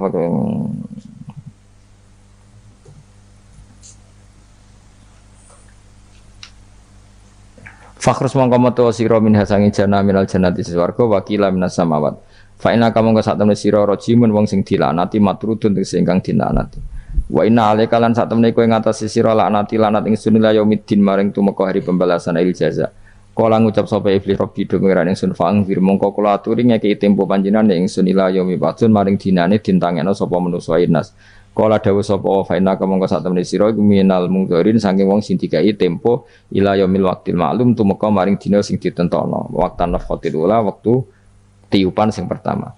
Kala ngucap sapa iblis fa bi izzati mongko demi kehormatan panjenengan la ukhwiyanna iktine bakal nyesatno ingsun hum ing para manusa ajmain khalis kabehane kabeh. Jadi iblis wis bersumpah akan menyesatkan semua manusia. Tapi rasa khawatir iblis itu ya dhaif, iblis ya lemah. Nyatane yo kowe tetep ngaji jalalan. Berarti ora sukses menyesatkan. Kodang di kowe iblis. Ya kodang sampeyan kon ra ngaji tetep ngaji. Dikon paham tetap ra paham berarti. Berarti iblis itu enggak keren loh. Betul, saya setiap melihat orang sholat itu menyaksikan kekalahan apa? Iblis. Jadi iblis itu ya kalah orang kok hebat ya ora. Biasa mawon, ora usah sing hebat ya namung pangeran. Illa ibadaka kecuali kaulane panjenengan sangi ibad al-mukhlasina sing ikhlas kabeh. Jadi dari awal iblis wis menyerah ngadepi orang sing ikhlas. Ikhlas itu dimulai dari awalnya. Cara bahasa Inggris pokoknya hilir sampai hulu sampai hilir kudu ikhlas kabeh. Misalnya kita duit, yakin nah iku wae Allah. Sehingga kita ketika ngasihkan orang itu kamu enggak merasa itu milik kamu. Sehingga enggak gampang undat. Selagi itu kamu benar keduanya awalnya salah itu masih mungkin tidak ikhlas. Uang ini milik saya, tak kasihkan kamu dengan ikhlas. Kalimat milik saya ini menjadikan suatu saat kamu jadi undat-undat karena milik saya. Tapi kalau ikhlasnya dari depan, uang ini milik Allah, ilmunya bahak milik Allah. Terus tak kasihkan kamu juga hambanya. Dari awal kan merasa saya tidak punya apa-apa. Tapi selagi saya ikhlasnya hanya separuh, ilmu saya tak kasihkan kamu karena Allah, berarti masih potensi enggak ikhlas ya. Jadi kalau ngelatih ikhlas itu harus dua-duanya. Kamu punya uang milik Allah, punya ilmu milik Allah, punya jabatan milik Allah, kemudian kamu kasihkan sesuai perintah Allah. Itu lebih mudah ikhlas karena la haula wala quwata illa billah. Selagi masih separuh saja salah, itu potensi berikutnya juga ikut salah. Misalnya aku ngurmat yatim kok ikhlas, duitku tak kena. Kata duitku itu menjadikan suatu saat. Dulu tak rumat tuh, saya jebule lali aku. Tapi kalau alhamdulillah saya pernah digerakkan Allah ngurmat yatim dengan milik Allah juga. Sehingga kita sekedar pernah melakukan ketaatan ini senang. Enggak penting berikutnya anak yatim ini nanti peduli kita apa enggak, enggak penting. Itu ikhlas ya. Ikhlas itu sesuatu yang semuanya lillahi ta'ala ya. Dan inna sholati wa nusuki wa mahyaya wa mamati lillahi rabbil alamin. Itu iblis menyerah. Kecuali hamba jenengan sing ikhlas. Qala fal haqqu wal haqqu aqul. Binas fi fal haqqu mongko te barang kebenaran wal haqqu aqul. Binas fihima kelawan nasabnya fal haqqu wal haqqu wa rafil awal wa nasbisani. Fanasbu bil fi'li ba'da wa nasbu awal kila bil fi'lil madhkur wa kila alal masdar ya haqqu hiqqu al haqqu wa kila ala nasi harfil qasam wa rafu ala mubtada'un mahdhuful khabar fal haqqu minni wa kila fal haqqu qasami. Wajahul qasam la amla amna yaktine bakal ngebayi ingsun jahanam ing neraka jahanam nika sange sira bi dzurriyyati kadhise lan dzurriyyah panjenengan manan sange wong tabi kang anut sapa man ka ing sira minim sange para manusa ajmaina halis kabehane kabeh. Niku mon bakasan-bakasane aku wis pokoke sampean maca kena kira kita napa qala fal haqqu wal haqqu napa aku mun liyane niku kira macam-macam wonten sing napa nasab rofa ana sing nasab Muswa ini kados khilaf-khilaf niku. La'am nayaktine bakal ngebae ingsun jahanam nama ing neraka jahanam nika sing sira bidzuriyatika kelaman anak turun sira. Wa mimanan sange wong tabi kang anut sapa man ka ing sira minum sange anas ajmaina halis kabehane kabeh. Kul ngucap sira Muhammad ma as'alukum ora njaluk ingsun kum ing sira kabeh alaihi ngatasi iki ala tablighi risalati tegese ngatasi nyampe utusan min ajrin saking opah apa wae julin tegese opah. Ajrin maknane julin. Wa ma'ana lan ora ana sange utawi ingsun munal mutakallifina iku wong sing memaksakan kebenaran kabeh. Maksudnya mutakallifin memaksakan kebenaran sampai tak rewangi bohong, tak rewangi rekayasa ilmu taqawilina. Tegese wong sing gawe-gawe kabeh Al-Qur'an ing Qur'an min tilqai nafsi saking sisi awak dhewe ingsun. In huwa ora ana te Qur'an ilmal Qur'an ora ana te Qur'an iku illa zikrun kecuali dadi kehormatan atau dadi zikir atau dadi nasihat. Aidhatun tegese dadi nasihat lil alamina kedhe wong salam kabeh. Lil insi tegese kedhe manusa wal jinni lan jin. Wal uqala ilan pira-pira wong sing duweni akal. Dunal malaikati ora kok malaikat niki. Tapi niki pendapat dunal malaikat. Maksudnya Quran itu memperingatkan orang supaya dari tidak soleh menjadi soleh. Sementara malaikat mesti nawa soleh, jadi nggak perlu diperingatkan dengan apa? Quran. Tapi niki pendapat Imam Suyuti. Banyak ulama yang mengatakan malaikat pun butuh Quran karena untuk tasyrif, untuk satu kehormatan. Kan masyhur itu khilafnya ulama. Apakah malaikat itu termasuk umatnya Kanjeng Nabi Muhammad SAW? Ada ulama yang mengatakan cara pandang Nabi diutus itu untuk mensolehkan yang tidak soleh atau mensolehkan yang potensi tidak soleh. Kan orang itu ada dua, ada yang memang tidak soleh disolehkan, ada yang potensi tidak soleh, sebetulnya sudah soleh tapi potensi juga tidak soleh, terus disolehkan. Lah malaikat ini kan tidak berpotensi maksiat sehingga nggak butuh nabi. Seorang lagi, malaikat itu kan nggak mungkin tidak soleh, selalu soleh, berarti nggak butuh nabi. Itu cara pikiran Imam Suyuti, sehingga dia mengatakan Quran itu memperingatkan semuanya kecuali malaikat, karena malaikat tanpa diperingatkan sudah soleh. Tapi kata ulama yang lain tidak seperti itu. Malaikat tetap senang sebagai umatnya Rasulullah Shallallahu Alaihi Wasallam karena butuh status tasyrif. Tasyrif itu keren. Dan ditakoki kowe melok kelompok isopo, melok kelompok Kanjeng Nabi Muhammad Shallallahu Alaihi Wasallam. Sehingga kalau nanti ditanya Allah, mimman anta misalnya, min ummati habibika Muhammad, itu keren. Kayak termasuk umatnya kekasihmu Nabi Muhammad Shallallahu Alaihi Wasallam. Lalu kamu ngikuti apa? Yo min ahsani kitabik, macam ngikuti kitab terbaikmu ya Allah. Sehingga mereka ikut umatnya Nabi bukan karena disolehkan, tapi karena tasrif, satu kehormatan. Itu yang diikuti ulama. Tradisi kita ahli sunnah ngikuti yang pendapat itu, ngikuti bahwa malaikat pun suka dikategorikan umatnya Kanjeng Nabi Muhammad Shallallahu Alaihi Wasallam karena nambahi tasrif. Nambahi apa? Tasrif. Masyhur itu Imam Suyuti dalam hal ini kita ngikuti ulama mayoritas, bukan ngikuti yang ini. Masyhur kan Jibril ditanya, kan itu ketika Jibril ketemu Nabi Muhammad ditanya, untungnya apa kamu jadi safir? Safir itu kira-kira terjemahan bebasnya panitia saya. Jibril itu kan ya jauh dari langit turun bumi, dari langit itu kan jauh. Terus kamu untungnya apa? Karena Jibril itu tahu betul peristiwa yang pernah dilakukan Allah. Yaitu kayak apa malaikat yang di langit bisa diusir karena kesalahan tertentu. Malaikat yang sok suci kayak siapa itu Harut Marut juga dihinakan seperti itu. Dan Jibril tahu betul Allah itu yaf'alu ma yasha. Jadi yang sekarang malaikat bisa saja jadi pokoknya tahu betul Allah bisa melakukan apa saja. Karena Jibril tahu betul Allah karena dia ketua malaikat. Kan kita tahu misalnya ada sejarah siapa? Harut Marut dari malaikat menjadi hina seperti itu. Terus Jibril akhirnya tanya, ya sudah Jibril punya, terus ditanya Nabi, kamu untungnya apa setelah jadi safir saya, jadi panitia yang ngurusi wahyu. Terus kata malaikat Jibril, saya tidak pernah merasa aman, apakah saya selalu dalam posisi ini, posisi terhormat, kecuali setelah menjadi safir, menjadi pelayan kamu ketika aku distatuskan oleh Allah. Apa itu? Innahu laqaulu rasulin karim dzi quwwatin inda dzil arsy makin muta'in tamma amin. Terus ganti baru setelah itu saya merasa aman, bahwa posisi saya aman karena Quran itu abadi ila yaumil qiyamah ila mala mi'adalah. Pokoknya Quran itu abadi dan di Quran itu saya distatuskan muta'in tamma amin. Berarti saya merasa aman, tidak akan dirubah kestatusan saya malaikat semenjak saya jadi safirmu. Intinya Jibril juga mendapat kehormatan karena ngitmai Quran. Paham ya? Makanya kita di sini mengatakan ini pendapat Imam Suyuti, tapi hampir semua ulama berpendapat apa? Malaikat pun ikut mendapat berkahnya Kanjeng Nabi Muhammad Shallallahu Alaihi Wasallam. Jenenge apa? Berkah tasrif. Napa berkah apa? Tasrif. Jadi punya status kehormatan.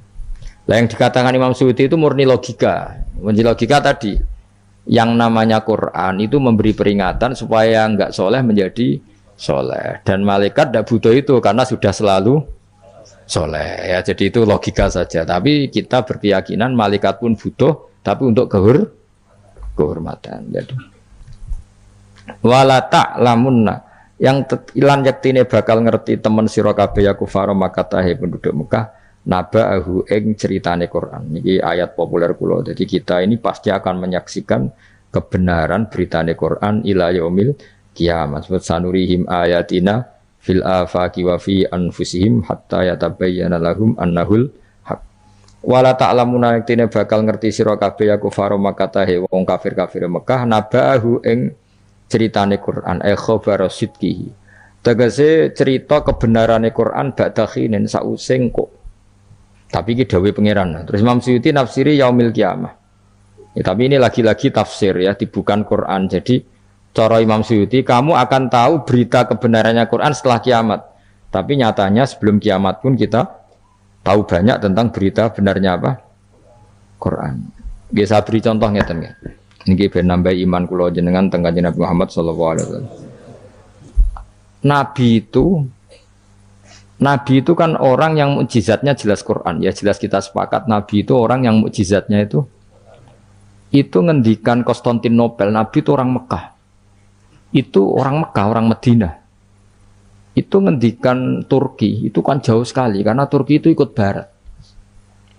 Tapi Nabi zaman itu ngendikan lataf tahunnal Konstantinia, kamu pasti nanti menaklukkan Konstantinopel. Terus Nabi menyebut pasukannya, menyebut tentaranya. Terus al-amru kama akhbarahu. Kemudian kenyataannya Konstantinopel zaman Nabi itu kan hanya menguasai Mekah Medina.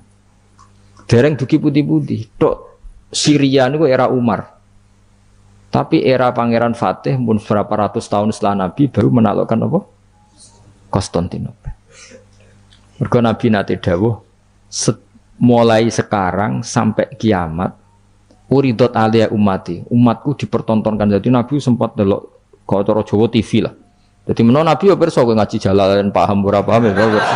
Ini termasuk daftar yang diperlihatkan kepada Nabi. Jadi ini akhir zaman ono wong ngaji nggo 3 perangkat kitab, pulpen, rekaman. Jadi apa kitab, pulpen, rekaman. Harusnya kamu lebih alim dibanding ulama dulu karena mereka salah satu kelas apa? Rekaman itu. Itu perso. Yang paling unik dari semua peristiwa itu nggih sekuaruan nggih peristiwane Suraka. Suraka niku sahabat rapat gandeng ndik. Nabi sering nak gojok Suraka. Suraka suatu saat kamu pakai apa mahkotanya Raja Kaisar. Raja Kisra, Raja Persia yang Romawi lah, Romawi. Romawi itu kaisar apa? Kaisar. Singkat cerita, Ka'ab itu seorang ahli kitab, penginjil. Dia itu ada zaman Nabi, namanya Ka'bul Ahbar itu ada zaman Nabi. Makanya di Dibak sering ada Al-Hadis Susani An Yasar bin Atok An Ka'bil Ahbar. Nabi lahirnya di Mekah sudah benar, hijrah ke Madinah sudah benar. Tapi Ka'ab itu masih nggak mau iman karena dia baca di Taurat itu ada kata-kata wa sultanu bisam. Pusat pemerintahannya itu jadi pusat pemerintahan Islam itu di Syam. Karena Nabi wafat itu sebelum ada pusat pemerintahan di Syam. Syam itu ya Syria, Lebanon, Israel. Bareng era Sayyidina Umar, Syam itu ditaklukkan Umar. Terus akhirnya sebagian pemerintahan itu pusatnya di Syam, terutama era Muawiyah. Terus Nabi itu gojlok kalau ketemu Suraka gojlok. Suatu saat kamu itu pakai bahasa Arabnya itu pakai mahkotanya Raja Romawi. Singkat cerita dia ikut perang. Nabi pun wafat. Ikut perang, lala rajane keplayu. Mahkotanya ceblok. Lala sing nemu iku tinggu. Ya ora pantes wong ndek maksudnya. Digojlok oleh sahabat-sahabat. Setelah dipakai, didelok sahabat, digojlok mergo elek ora pas. Terus dikonyoplok oleh Umar. Itu harus kamu copot dan nanti mau diletakkan, dikasihkan ke Baitul Mal. Nanti uangnya dibagi. Masyhur terus Suraka protes, bukankah Rasulullah ngendikan di depan umum bahwa yang pakai ini saya. Jawab Umar, inna maqala laka Rasulullah lital bisaha walam yakul litamlikaha. Nabi hanya ngendikan kamu nanti yang pakai. Nabi tidak ngendikan kamu yang punya. Terus dicoplok. Lu bisa kamu bayangkan kejadian itu puluhan tahun setelah Nabi wafat, tapi Nabi ngendikan itu detik. Yang mengalahkan itu Umar. Nanti yang pakai mahkotanya itu. Coba misalnya saya ngomong kue, jebule Suraka mati sedurunge peristiwa itu. Kacau kan? Atau Umar meninggal sebelum penaklukan ini. Nabi itu ngendikan itu detik. Jadi Nabi ya persona, aku esok ben ngaji Jalalain terus paham ra paham guyu perso kabeh. Nah, begitu juga penelitian keilmuan sekarang itu banyak yang mengarah mendukung makna-maknane Quran. Meskipun kita tidak tahu detailnya, misalnya dulu ya, misalnya antara laut, air tawar dan air asin, bainahuma barzakhul la yabghiyan. Terus kemudian orang bilang barzah itu membran atau apa saja lah. Yang jelas itu ada pemisah, namanya apa? Barzah, antara laut asin dan laut apa? Tawar. Begitu juga misalnya awalam yaro annas samawati wal ardo kanata ratqan fafataq nahuma wa ja'alna minal ma'i kulla syai'in. Jadi dulu bumi itu ya satu pulau, kemudian pisah-pisah. Kemudian ya sudah ada yang jadi laut, ada terus. Itu teori keilmuan itu sama, bahwa dulu misalnya Jawa sama Sumatera itu satu bumi, satu pulau, kemudian dipisah. Pertama roton itu gantet, fafatak, nah kemudian tak bisa. Lah iya, makanya Allah sudah ngendikan wala ta'lamunna naba'ahu ba'dahin. Kamu akan tahu cerita kebenaran Quran ini, tunggu saja setelah ini. Nah kemudian hanya ulama yang mengatakan yaumal kiamat, tapi itu lagi-lagi itu tidak Quran. Quran hanya ngendikan ba'dahin. Yang yaumal kiamat itu ngendikane ulama. Makanya kita harus paling gampang tuh hadis. Wis jelas tuh hadis. Pokoknya hadis tentang sosial. Suatu saat akan datang zaman qalilin ulama'uhu tapi kasirin. Wah, itu ora trimo bener banget ya. Yang ulamanya sedikit, tukang khutbah, tukang pidato maksudnya. Wah, guys, ora trimo bener banget. Dan itu Nabi ngendikan tuh detail, terutama sampean delok. Saya kan punya kitab namanya Sirah Nabawiyah, juga punya kitab banyak lah tentang itu sampai Imam Bukhari itu kenangannya itu. Imam Bukhari yang meriwayatkan hadis suatu saat kamu membuka Konstantinopel itu masih Kristen. Semua Konstantinopel rawinya itu ya nggak ngerti, pokoknya ngomong aja sanate ngono mendingan. Ditakoki lah kapan bos, pokoknya sanate ngono. Tapi sekarang jadi nyata Konstantinopel Turki itu dulu ketika Imam Bukhari meriwayatkan hadis itu masih dikuasai apa? Kristen. Tapi Nabi ngendikan detail delok tentang Bukhari, Kitab Alamatin Nubuwah. Itu detail sekali. Innakum sataftahuna Misra, kada sataftahuna itu sampai padahal Nabi buatan menangi terbukanya Irak, terbukanya beberapa negara Nabi buatan menangi, Pak. Tapi zaman Nabi ngendikan detail. Sataftahuna Qaisar fala Qaisar ba'da wa saftahuna Rum fal. Itu detail. Sampai ya tadi sedetail nanti yang pakai mahkotanya itu kamu. Dua. Singkat cerita sahabat yang makmum ini lama-lama mangkau, matur ya Rasulullah, ini orang yang kau pasrai jadi imam itu sering main kulhu. Akhirnya Nabi memanggil, ya fulan, kenapa kamu suka baca kulhu? Li'annaha sifatur rahman, karena dalam surat kulhu itu semuanya menerangkan sifatnya Allah Ta'ala. Maka saya suka itu. Nabi saat itu juga dapat wahyu, ya Muhammad, kasih tahu orang itu, ini uhibbu, saya suka dia karena dia suka kulhu. Wah, itu aja hafalkan itu. Jadi itu riwayat yang lebih menggembirakan itu. Jadi tidak usah tabarak, cukup apa? Kulhu. Dan itu lebih mutawatir. Makanya kalau legenda dunia kiai itu kan ini ada cucunya Sayyidina Ali. Tuh, siapa yang bisa khatam Quran sekian menit, yang menang Sayyidina Ali karena baca kulhu sampai 3 kali. Yang dianggap takdilul Quran, sudah sama dengan baca Quran. Jadi ini ijazah terakhir, ini jadi porsinya tambah turun. Saya itu suka. Saya itu punya banyak penggemar lah di Jogja, di Jakarta. Memang agama ini harus mudah. Saya itu kalau baca kulhu itu sampai nangis. Nangis saya bukan karena faham atau haru, itu enggak. Sebaik itu Allah. Masa gara-gara hafal kulhu, main kulhu dicintainya? Ya karena memang Allah ini benar-benar zat yang baik. Makanya saya punya teman itu kurang ajarnya Masya Allah. Kalau tes ditanya rukun Islam berapa, nawakidul wudhu berapa, muftitatus sholat berapa, semuanya dijawab la ilaha illallah.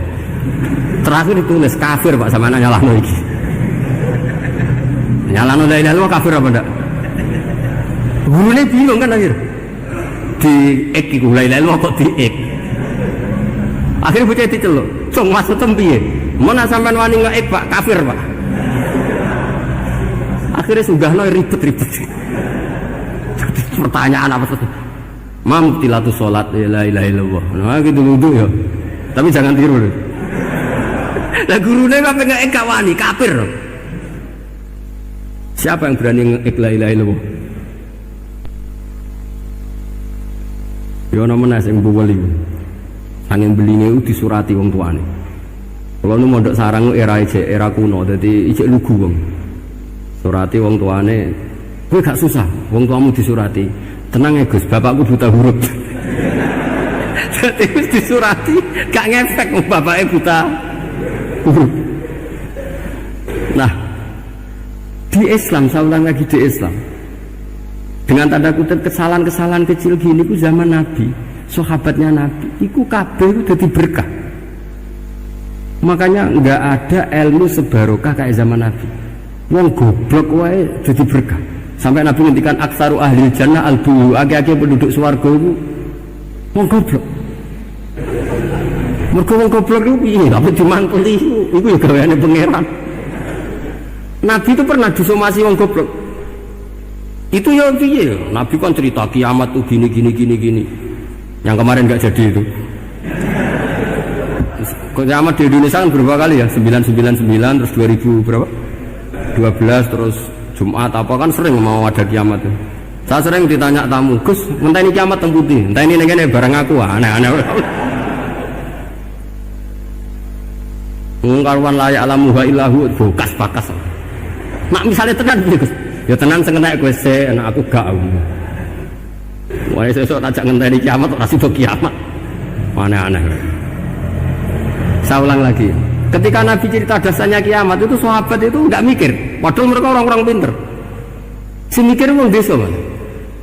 Ya Rasulullah mata sa'ah, engkau itu cerita kiamat terus tapi nggak jelas tanggalnya. Lalu itu kapan? Wah paket sahabat, oh, pinter juga. Kalau cerita itu ada tanggalnya dong. Ini kan cerita terus tapi nggak jelas tanggalnya. Apa diamuk wong desa? Ora diamuk mangkelno. Nabi meneruskan tentang ahwalil kiamah, masih nerangkan ahwalil kiamah. Dibaleni lagi. Ya Rasulullah mata sa'ah. Lalu kiamat itu kapan? Ini kalau jazai, jadi bodoh tapi untuk ridhanya Allah Ta'ala pun. Kalau lah kadang jadi pinter binsal. Ribet. Dikongkonan ini, dikongkon Pak Najib barang ini akhirnya. Gara-gara pinter. Padahal kok ya wong bodoh lah mlebu swarga, ribet kan? Direwangi dadi wong alim, sebelum kok wong bodohne ya melok mlebu swarga. Wong gelombang kedua itu pengumumannya siapa pencinta Nabi, pencinta wong alim masuk swarga. Yang pertama seleksinya agak ketat, yang kedua itu ya muhibbin mencukup. Jadi sebenarnya swarga ya ketemu nggak jelas-jelas nih. Wah repot ya. Akhirnya ketika Nabi gak jawab, sahabat itu banyak yang analisis kariha maqala, lam yasma, ada yang bilang lam yasma, memang Nabi tidak dengar. Ada yang analisis sami'a wa kariha maqala, sebenarnya Nabi itu dengar tapi gak suka karena pas khutbah di-cut, diinterupsi. Karena diulang-ulang lagi akhirnya akhirnya Arabi tadi mengulang-ulang lagi, akhirnya Nabi jawab. Karena Nabi itu orang yang sangat pintar, jawabnya ma'atatalaha, kamu kok berani tanya kiamat kapan, persiapan kamu apa? Fawawahi ma'atatulaha kabira sholatin wala siyamin wala kata wa kata walakin uhibbuka, cek menang ya pede. Apa Nabi tanya persiapan saya? Oh kalau sholat saya biasa kok bangga. Wes biasa kok. Fawawahi ma'atatulaha kabira sholatin, saya sholatnya biasa, puasa biasa, maksudnya wajib-wajib tok lah, ndak aneh-aneh.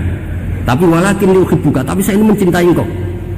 Apa jawabannya Nabi? Almar'u ma'aman ahabba. Dan itu melegenda seluruh dunia, baru kayak bedui. Jadi semua orang yang hafal hadis almar'u ma'aman ahabba atau anta ma'aman ahabba itu barokatu hadal badui, karena berkahnya orang bedui.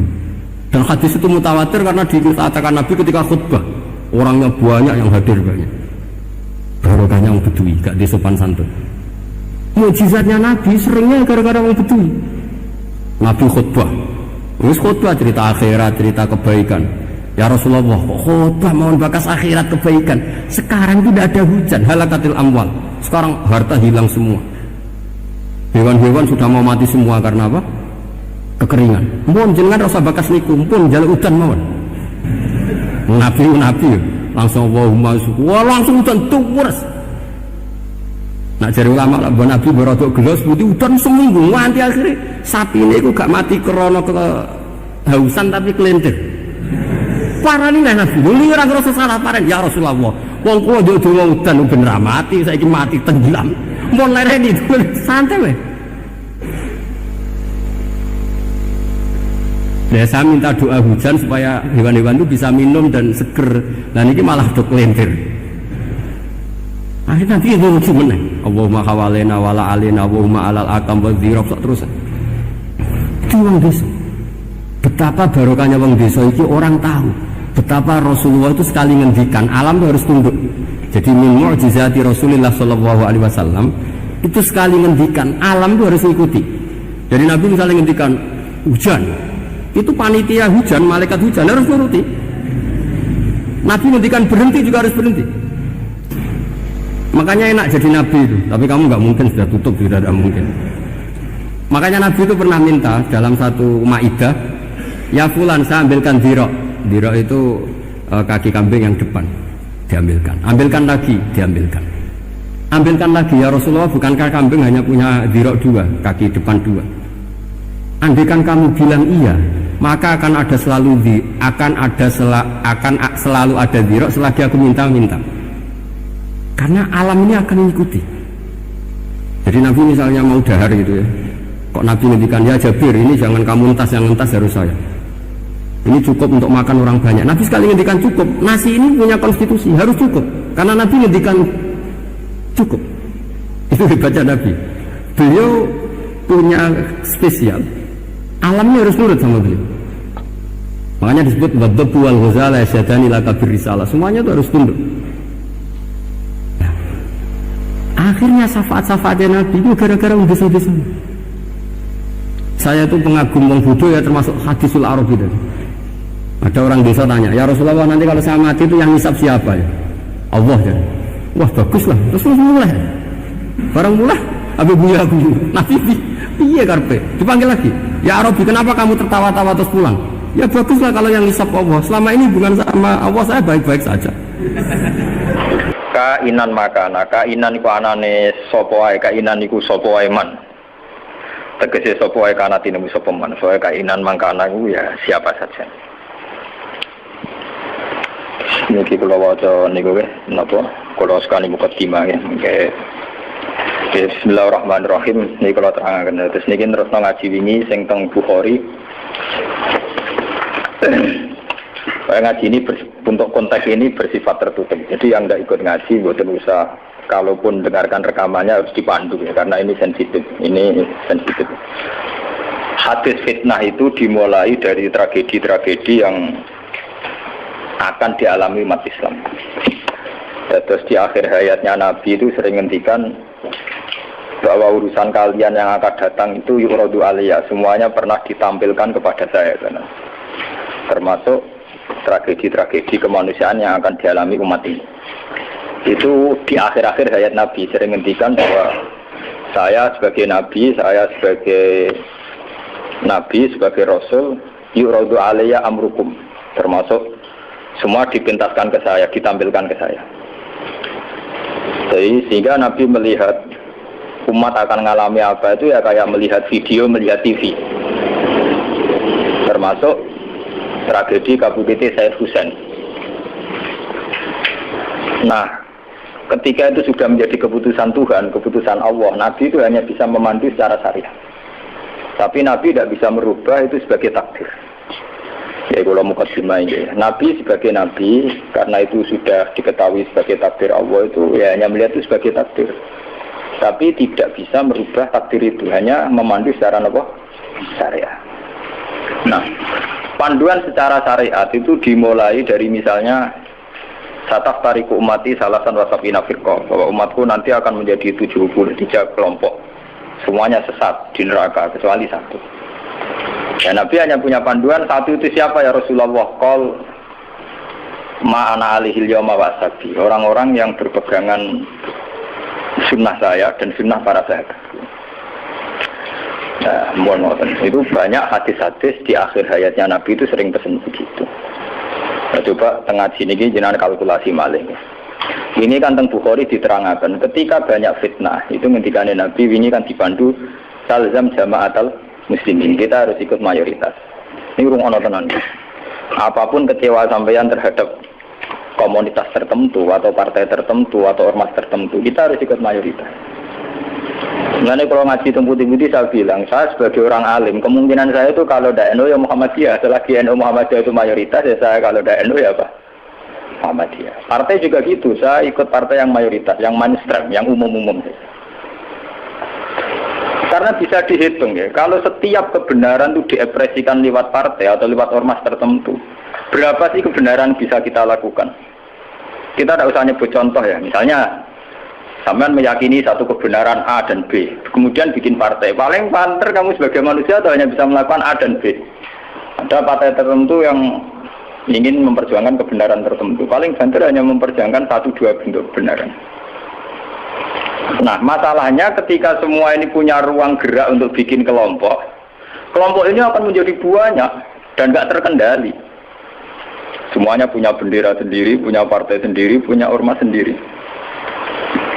Coba sekarang tuh sampean kalau melihat di berita-berita, berapa kelompok yang atas nama karena Nabi serbanan hitam merasa harus serbanan hitam. Karena ada riwayat bahwa Nabi itu pilokan, terus kemudian mereka kalau sudah pakai pilok merasa mengikuti sunnah Nabi. Yang nggak pakai pilok enggak. Memang Nabi itu pakai semir. Dulu semua riwayat mengatakan Nabi Abu Bakar semua itu pakai semir. Ya gaul, Nabi lah itu pakai semir. Dan Nabi itu gaul pakai semir. Tapi semir yang sunat itu memang merah. Di kitab-kitab fikih semir yang sunat apa? Lho iki sing nate ngaji fikih semir itu enggak malah haram kok. Sing sunat apa? Merah. Lah jadi misalnya dari KNO terus semir ada apa ke daerah wah, gaul Pak. Akhirnya ada kelompok tertentu niru semirane Nabi terus gawe kelompok tertentu. Begitu terus. Nah itu kalau kita turuti itu akan menjadi faksi-faksi, kelompok-kelompok kecil yang akan menyulitkan. Sebab itu Nabi mandu kalau sudah fitnah banyak itu talzam jama'atul muslimin. Kamu harus ikut mayoritas. Coba sekarang misalnya menyangkut Jumatan saja. Berapa masjid yang mengharamkan dipakai kelompok lain? Dan berapa masjid yang digeruduk, dirubuhkan oleh kelompok lain pula?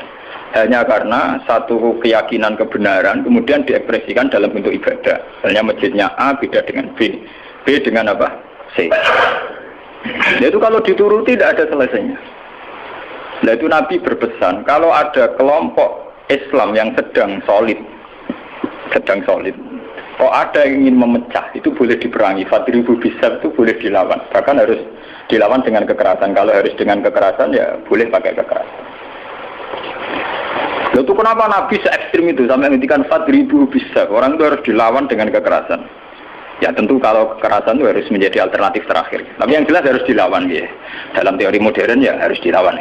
Tidak harus dengan pedang, harus dilawan.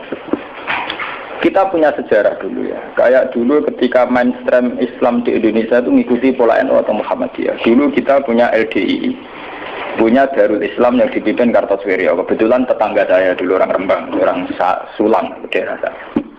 Kemudian ada gerakan Aceh Merdeka. Kemudian ada Junduwo, ada kelompok-kelompok yang karena terinspirasi oleh Islam, termasuk kelompok bom bunuh diri dan sebagainya.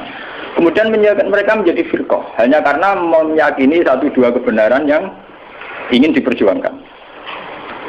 Tapi kelompok ini kan tidak mayoritas terus risikonya kan kurang komunikasi, kurang konsultasi, kurang silaturahim dengan kelompok lain. Nah itu repot. Sehingga kayak di Mekah ada Wahabi, di Mesir ada Ikhwanul Muslimin, di Palestina sendiri ada Hamas, ada Al-Fatah, di Syria ada Amal Syiah, ada Syiah Imamiyah. Di Indonesia sendiri semenjak era kebebasan berbagai front-front ya banyak sekali. Semuanya mengatasnamakan apa? Ya, memang kita terima kasih dalam hal tertentu yang diperjuangkan. Kita fair, terima kasih.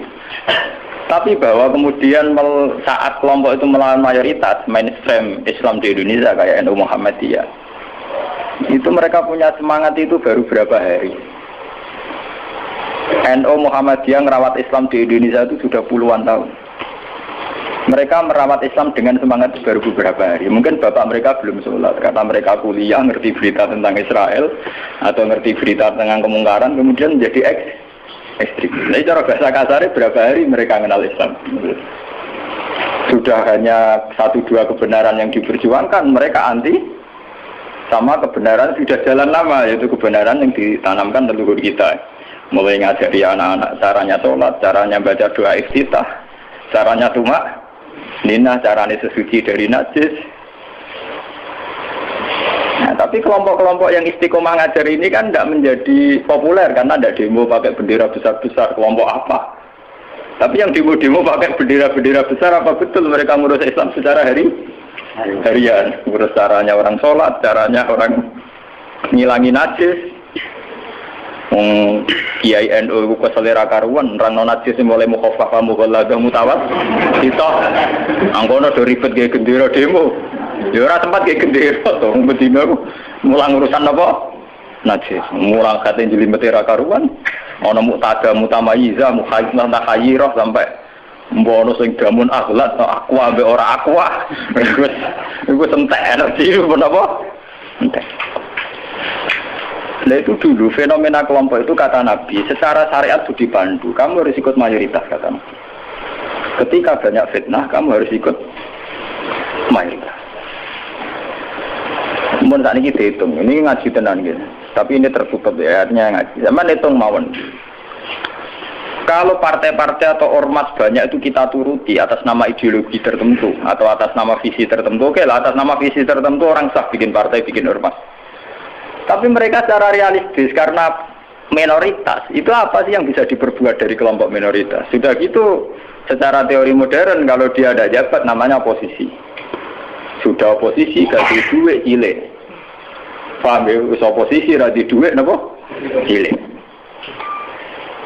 Ngurusi vaksinnya dewe kebingungan, urung ngadepi sebuah negara.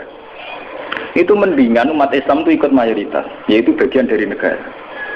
Sehingga peralatan negara dengan sendirinya juga peralatan Islam. Sama saya hitung ya. Kalau nanti ngaji bolak-balik kalau hitung, ini rumah tenan hitung di penggalih. Kalau umat Islam itu ikut umumnya orang, ada yang jadi tentara, yang jadi polisi, yang jadi pedagang, ada yang jadi pengusaha, ada yang jadi miskin. Ini rasa tidak ada jadi. Kalau itu tidak usah proses penjadian, sudah jadi sendiri. Lama. Karena itu mengakui Islam yang hanya bunyal Islam ala khamsin. Ini rumah tenan ini ngaji. Saya bertaruh betul ini. Saya bertanggung jawab di depan Allah. Kalau mereka mengikuti Islam dengan kaidah Nabi saja, yaitu hanya bunyal Islam ala khamsin, bahwa Islam itu dibangun atas 5 hal, yaitu syahadat la ilaha illallah wa anna muhammadar rasulullah wa iqamis shalat wa ita'iz zakat wa shaumi ramadan wa hajjil baita man istata'a ilaihi sabila. Itu tidak menerangkan partai politik, juga tidak menerangkan sebuah bentuk negara, juga tidak menemukan formasi negara, formula sebuah negara. Itu enak. Artinya enak itu misalnya kalau misalnya kayak Ruhin Madun mau dibunuh orang Israel karena bagian dari bangsa Indonesia, negara wajib melindungi atas nama dia bagian bangsa Indonesia. Karena dia ngakui konstitusi negara, dia warga yang baik. Maka ketika Ruhin Madun mau diculik Israel, itu negara harus melindungi dengan peralatan negara. Itu beda dengan kalau Ruhin Madun gaya faksi tertentu anti negara, negara balane Amerika. Dia ini gaya faksi tertentu anti Israel. Gaya bambu runcing dewe, gawe senjata rakitan, terus digo nyerang Israel. Itu kalau diserang Israel, itu negara harus tanggung jawab. Toh kamu tetap kalah karena minoritas. Kalau ini pas ngaji teng Demak, teng kanca-kanca sing derek kula mau. Kita secara ideologi bersimpati ya sama kelompok-kelompok yang melawan kebatilan. Tapi kalau kelompok itu kecil dan beda dengan negara, itu resikonya negara harus tanggung jawab. Ya kan kita cerita ilmiahnya saja. Ini bukan menyalahkan siapa-siapa. Kita cerita ilmiahnya saja. Banyak faksi-faksi kecil kayak kasus di Sudan, di Khartoum, di Darfur, di Rwanda, di Kenya. Itu sama kalau melihat berita di Kenya, di mana itu yang sering ada penculiknya itu yang Somalia ya, Somalia. Kelompok-kelompok kecil ini kan bikin satu faksi yang anti negara. Terus mereka atas nama kebenaran yang diyakini bikin gerakan tertentu. Hamas juga beda dengan Al-Fatah sebagai penguasa, yaitu karena presidennya dari kelompok apa? Fatah. Itu untuk menghadapi musuh itu repot karena dia tidak dihitung sebuah negara, tapi dihitung sebuah kelompok. Tapi kalau para kiai itu ikut bagian dari negara, itu yang harus melindungi negara. Sehingga dengan sendirinya Kalau kita bagian dari negara kayak Ruhin Madun ya ikut punya Kodam Brawijaya, ikut punya Kodam Diponegoro, ikut punya Pangdam Jaya. Karena negara harus melindungi rakyatnya dan itu rakyat yang sah karena tidak rakyat yang mau bikin kelompok yang anti negara. Jadi hitung-hitungan strategis. Sebab itu sejarah Wali Songo itu tidak ada yang tidak ngakui sistem negara. Dulu ketika Sunan Ampel itu dapat Ampel Denta itu bagian dari Majapahit. Ketika beliau ingin bikin negara juga ngakui sistem pola negara, yaitu pola negara saat itu harus dipimpin seorang raden sehingga Sunan Ampel tidak nyuruh wali-wali yang lain tapi nyuruh Sunan Raden sinten Fatah. Begitu terus zaman Basim Asari juga ikut Masumi, ngakui proses bernegara secara konstitusional sehingga Basim ya ikut Masumi saja, ikut kelompok bagian dari negara. Dulu ketika era Soekarno ya ada kabinet K4 termasuk NU yang ngakui proses hukum negara. Karena dengan NU ikut partai politik dan bagian dari negara itu kalau diserang Malaysia atau Portugal ya pada karo nyerang Indonesia. Itu beda dengan kita misalnya kecewa sama negara terus bikin kelompok tertentu yang anti negara. Itu kalau kelompok lain nyerang ya kamu sebagai kelompok bukan sebagai negara. Dan itu risikonya tinggi. Artinya secara syariat itu Nabi benar ketika memandu talzam jamaatul muslimin. Kamu ikut kelompok mayoritas orang Islam, tidak orang mukmin. Muslimin itu lebih preman. Muslim itu ya preman mlebu, gento ya napa? Mlebu, mulai sing kaya kula rapati gento malah mlebu. Lho nggih karena aturan Islam, kalau dalam terminologi agama, muslim itu kelasnya itu paling rendah, paling umum. Karena kelas pertama itu Islam, terus iman, terus ihsan. Makanya di Quran itu qalatil a'rabu amanna. Qul lam tu'minu walakin qulu aslamna. Lah di Quran qalatil a'rab amanna. Wong desa muni amanna. Sajane urung level e muni amanna, lagi aslam. Nah padahal Nabi nyuruh talzam jamaatul muslim. Wis pokoke kalau umume wong Islam. Mana kula pun bolak-balik cerita. Saya ini termasuk ulama yang mboten nate salat tahiyat masjid diwarang. Mergo umume wong ra salat yo melu ra salat. Saking kula lho nggih, tapi aja tiru lho. Karena saya begitu berangkat dari muatan ilmu saya gitu loh. Jadi orang krono kaslan tak hitung secara strategi menapa. Itu kok kula tak ngene kula diseneng. Wah, cocok ngene Gus Ba, umume wong. Kula anggere iso biasa, marung nang pasar nggih biasa, santai mawon. Nanti bakulnya nggih bangga. Gus Ba sering jarang mriki. Aku lho ora urusan ana cerita ulama marung muruah ana buan. Bapak yang umume wong Islam ku marung ya napa? Marung. Termasuk umume kasus sithik-sithik duwe. Agar gak nemen-nemen. Misale nyenengi tangga selingkuh agar gak nemen-nemen, pokoke sing umum-umum mah. Niki penting ya. Kenapa saya mengatakan ini penting? Jika kamu ngitung umat Islam yang soleh saja, maka mayoritas Islam di Indonesia itu hanya 2%. Paling sing soleh orang Islam hanya 2%. Jika kamu ngitung yang agak soleh, maka paling jumlahnya 10%. Coba kalau kamu hitung, pokoknya yang ber-KTP Islam, maka jumlah kita bisa 80%. Aku seneng darah ini Islam 2% apa 80%. Meskipun resiko 80% sing keramat tungkak, sing doli, Islam kabeh KTP-ne. Dulu kalau Jakarta kan keramat tungkak, kalau Surabaya doli, Jogja, Bunti, Pasar Kembang, Pasar. Nah kalau nanti penelitian, kalau ini kan termasuk itu memang resikonya dihitung kabeh itu yang mlebu kan. Tapi kamu bisa 80%. Sehingga karena jumlah mayoritas 80% dengan ngitung WTS, lonte, gento dan sebagainya, itu tetap menjadi mainstream. Presiden harus Islam karena dihitung 80%. Coba kamu nuruti kesalahan sepihak, maka Islam jumlahnya hanya 2%. Maka berarti presiden cek kafir, cek Kristen nggak masalah karena jumlah umat Islam itu orang persen. Yani bu anggap Islam ra penting, Islam ra kanggo mergo WTS. Ya tapi akhirnya gara-gara bu itu jumlah orang Islam mau 5%. Resikonya di presiden Kristen ya masalah karena mau dihitung. Coba kalau kamu tetap hitung semua, itu tetap 80%. Akhirnya kita tegak sebagai mayoritas. Memang samu madun Islam mayoritas surat ditopang Islam BTS maling dan sebagainya. Bedene kiai lah. Kita berdiri tegak sebagai mayoritas itu ditopang Islam sing jualan sing gundho-gundho. Dari apa kita tegak sendiri? Sebab itu Nabi memandu. Kalau kelompok sudah bulat, itu tetap kita ikut mayoritas. Talzam jamaatul muslimin. Itu ngaji kita. Makanya wa huwa mustami'un. Kita masih sepakat bahwa Islam itu harus hanya bunyal Islam ala khamsin. Kita mengikuti panduan hadis sahih bahwa Islam hanya bunyal Islam ala khamsin. Yang namanya Islam itu ya hanya syahadat, sholat, zakat, puasa dan haji. Titik. Nah, bahwa ini cerita ilmu sosiologi. Bahwa kita ingin punya presiden Islam, bupati Islam, gubernur Islam, itu bawaan psikologi mayoritas. Ini gue eling-eling, bukan ideologi Islam. Saya sebagai ulama bertanggung jawab terhadap mazhab ini. Kita ingin presiden Islam, bupati, gubernur Islam, legislator Islam, itu bawaan kita sebagai mayoritas. Karena kita sebagai mayoritas, tentu presidennya dari kelompok mayoritas, yaitu Islam. Andai kan Islam kita itu di NTT, andai kan Islam kamu itu di Ambon atau di Bali, kamu tidak akan, misalnya Madun sekarang di Bantul, tersinggung ketika bupatinya ada Islam. Coba kalau kamu ditektir jadi orang NTT, paling bupati ini Kristen, yang penting nggak ngebangun masjid. Misalnya Mustafa begini, hidup di Amerika, dia paling pikirannya kan, dia tidak mensyaratkan presiden Islam, ya nyaratno gubernur Islam, yang penting nggak ngusir wong Islam. Tapi saat dia Bantul karena mayoritas, dia mensyaratkan bupatinya.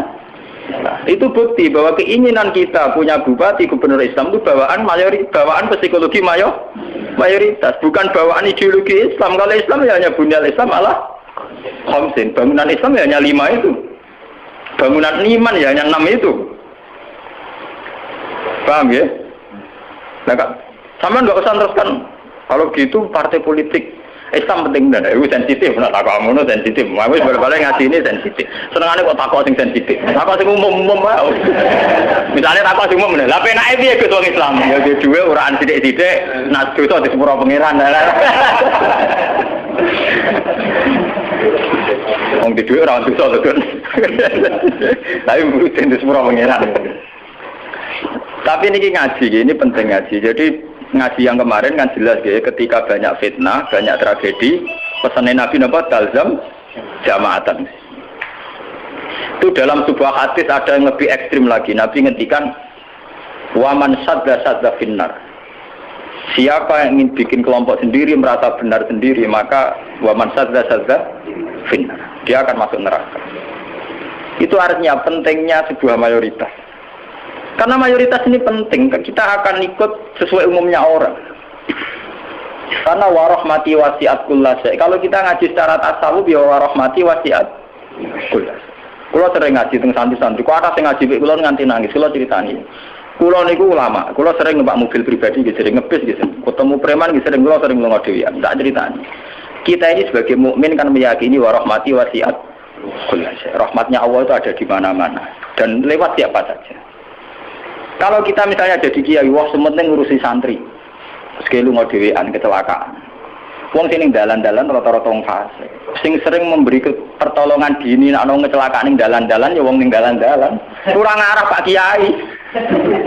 Ya ora ngarah wong pati saleh tenanan. Tapi ternyata Allah membuat orang di jalan-jalan hikmahnya banyak. Mereka adalah orang-orang yang sering melakukan pertolongan dini saat ada kecelakaan. Mereka adalah orang-orang gara-gara ning dalan-dalan ana kesasar takok alamat ditakoki. Kowe tahu di ganjaran zona alamat wong kesasar. Kok kita ora tahu ning dalan? Tapi ternyata rahmati Allah diliwatno wong ning dalan-dalan, kita lunga ning ndi karo alamate takok orang yang di jalan. Kita harus iman karo rahmati wasiat kullah. Rahmatnya Allah di mana-mana. Nanti kalau ulama lagi biasa tentang terminal, ketemu macam-macam biasa. Cara pulau ini biasa, tak mau coba rahmati wasiat nopo. Kalau biasa lah. Ya artinya ya kita harus iman. Dan saat kita meyakini mayoritas bahwa rahmatnya Allah Taala itu mayoritas, Islam juga mayoritas. Kita merasa saat di pondok ya kumpul orang Islam, saat di terminal kumpul orang Islam, ninggalan ya kumpul orang Islam. Coba kalau kamu pakai eksklusif. Terminal begitu cabut itu fasek kabeh. Bareng ngono butuh ngising itu wis wong fasek wong bayar. Kok dalili, nulung kok bayar fasek. Nah, kowe malah iso ngising kan. Fasek ka Allah, penting nyediakno WC kena bengi. Di Bang Soleh ra di fasilitas. Fasek ka Allah. Jadi contoh-contoh betapa eksklusisme, satu perasaan eksklusif itu menyesatkan. Allah sendiri terbuka rahmati wasiat kulas. Lah kulase ini lebih dekat mayoritas apa minoritas? Lebih dekat teori apa? Mayoritas. Nah, makanya saat ini kita ngaji nih, ya, bahwa panduan Nabi untuk mengikuti mayoritas itu secara syariat memang sudah benar, dan setelah teori rasional teknis juga sudah benar. Cuma kan saya harus menyampaikan ini lewat ngaji, bahwa ini bukan akal-akalannya Gus Bah, memang ada di kitab yang diyakini sahih, yaitu ini kitab Muslim. Muslim itu 2 kitab, yang satu paket dengan Bukhari apa?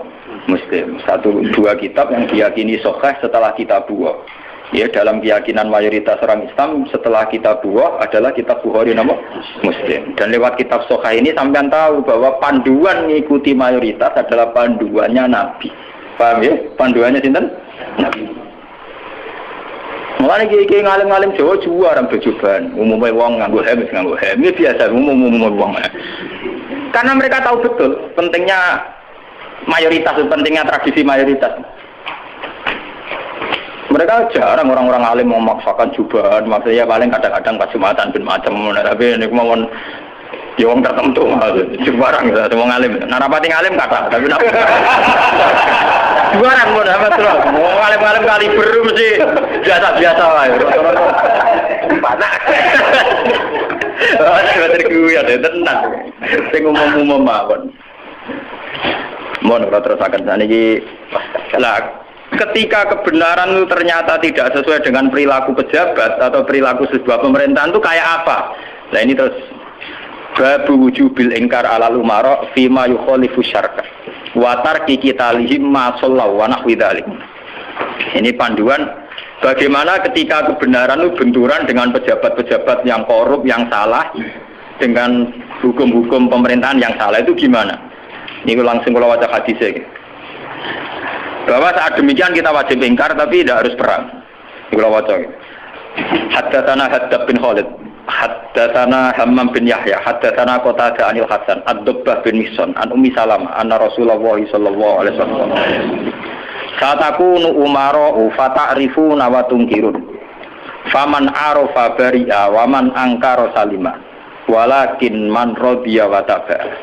Qalu afala nuqatiluhum qala la ma sallallahu. Ini panduan saat kita sebagai orang soleh ngadepi pejabat-pejabat yang nakal misalnya. Saat aku bakal ono sapa umaro, pira-pira pemimpin, pira-pira amir, pira-pira pemimpin. Pemimpin ini bisa pejabat, bisa pemimpin kultural, pemimpin ormas, wae pemimpin umaro jamu amir. Fatarifuna mongko kenal sira kabeh tapi watung kiruna lan ingkar sira kabeh. Kowe iso kenal tapi ya ingkar karena ya mungkin perilakune sing enggak bener. Faman arafa bari'a. Faman mongko te sapane wong arafa gelem kenal sapa man bari'a mongko bebas sapa man. Maksudnya kenal ya terus iso milah-milah mana yang baik, mana yang buruk. Waman te sapane wong angkara iku ingkar sapa man, salima mongko slamet sapa man. Kowe ra kenal bupati utawa gubernur utawa pejabat sing korup sing nakal. Iku sing ingkar slamet. Lah sing ra slamet sapa? Melane mati korupsi ini iku. Walakin man radiya wa ta. Walakin man radiya, tetapi ini sing ra slamet yo ridho cocok wa ta ya anut wah cocok pinten. Mergo untuk bagi bagian. Wis ora ono ton biasa wae.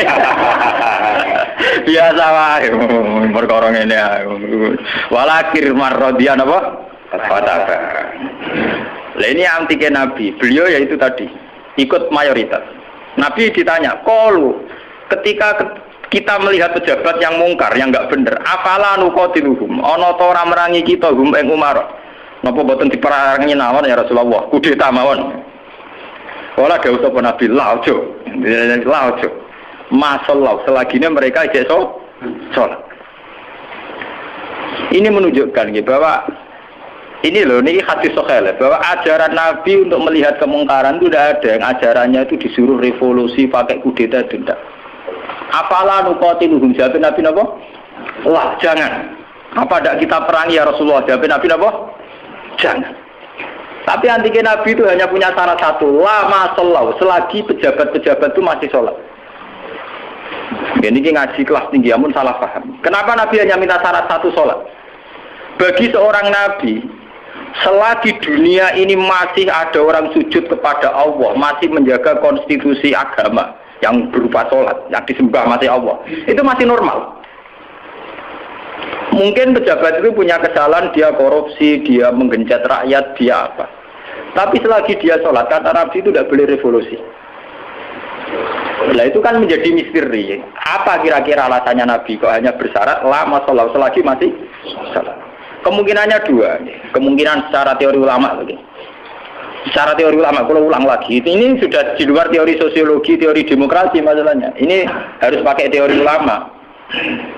Kalau teori demokrasi kan kalau mayoritas protes dan sah secara pemilu ya sah dia jabat, yang minoritas menjadi oposisi. Kalau dalam teori demokrasi kan gitu. Cuma kalau banyak teori demokrasi kan kalau satu Indonesia maling semua terus partai maling mayoritas ya yang jabat harus maling. Makanya kalau ingin BTS itu supaya legal, Indonesia jadi BTS bikin partai lonte itu kalau menang ya jabat. Karena yang dipakai demokrasi adalah suara terbanyak.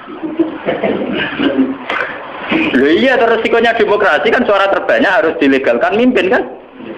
Kalau terbanyak gento semua ya harus. Makanya preman kemarin kalah sama jenderal kan dia kurang solid, dia harusnya orang jadi preman dulu semua. Bikin partai preman itu kalau mayoritas ya harus ya jabat. Nah ini saya bicara tentang teori ulama. Kenapa Nabi mensyaratkan jangan kamu revolusi, jangan kamu kudeta selagi mereka masih sholat. Bagi seorang nabi, bagi seorang ulama, bagi seorang wali, selagi makhluk yang di dunia ini masih bertautan dengan langit, bertautan dengan Allah, berhubungan dengan Tuhan, itu masih dianggap normal. Masih dianggap apa? Normal. Bukan benar loh ya, normal. Karena ya wa ma khalaqtul jinna wal insa illa liya'budun. Makanya caranya harus sholat. Karena masih normal. Artinya seorang nabi itu tidak jagal-jagal amat ketika seorang yang nakal itu masih sholat. Seorang yang zina masih sholat. Karena masih sholat itu artinya masih ngaku eksistensi Tuhan. Artinya dia masih ngaku eksistensi apa? Tuhan. Kalau sudah fasik tidak sholat itu sudah tidak ngaku eksistensi Tuhan. Dia bisa keceluk komunis atau ateis atau apa saja. Lebih parah lagi. Itu kenapa sirinya, kenapa dosa syirik begitu tidak diampuni, dianggap dosa terbesar karena memungkiri eksistensi apa? Tuhan. Selagi orang masih sholat itu ngaku eksistensi Tuhan. Ya teman saya ingin pikir ya. Nah, tapi korupsi kan menyengsarakan rakyat. Korupsi itu menyengsarakan rakyat dalam konteks rakyat yang nggak punya ketahanan. Karena misalnya APBD dikorupsi bupati sehingga tidak ada pembangunan Bantul atau Sleman atau negara mana saja. Paling banter sarana umum yang terbengkalai. Tapi masyarakat yang punya ketahanan hidup secara baik, dia punya pertanian yang baik, punya perdagangan yang baik. Itu pejabat korupsi hanya dia dosa saja dengan Tuhan karena rakyatnya punya ketahanan sendiri. Makanya Nabi berpesan semua kesalahan itu dimulai dari masyarakat tidak punya ketahanan. Alaikum anfusakum la yadurrukum man dhalla idza ihtadaytum.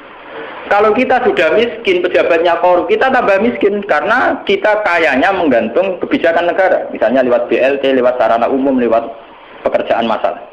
Tapi kalau kita sudah kaya, pejabat korupsi itu hanya salahnya dia dengan negara, tidak punya akibat ke kita karena kita sudah kuat.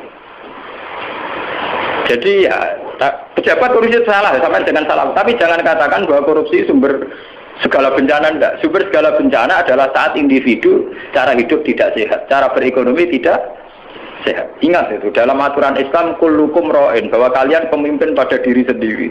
Saat diri sendiri kita tidak kuat dengan kesalahan orang lain kita rentan.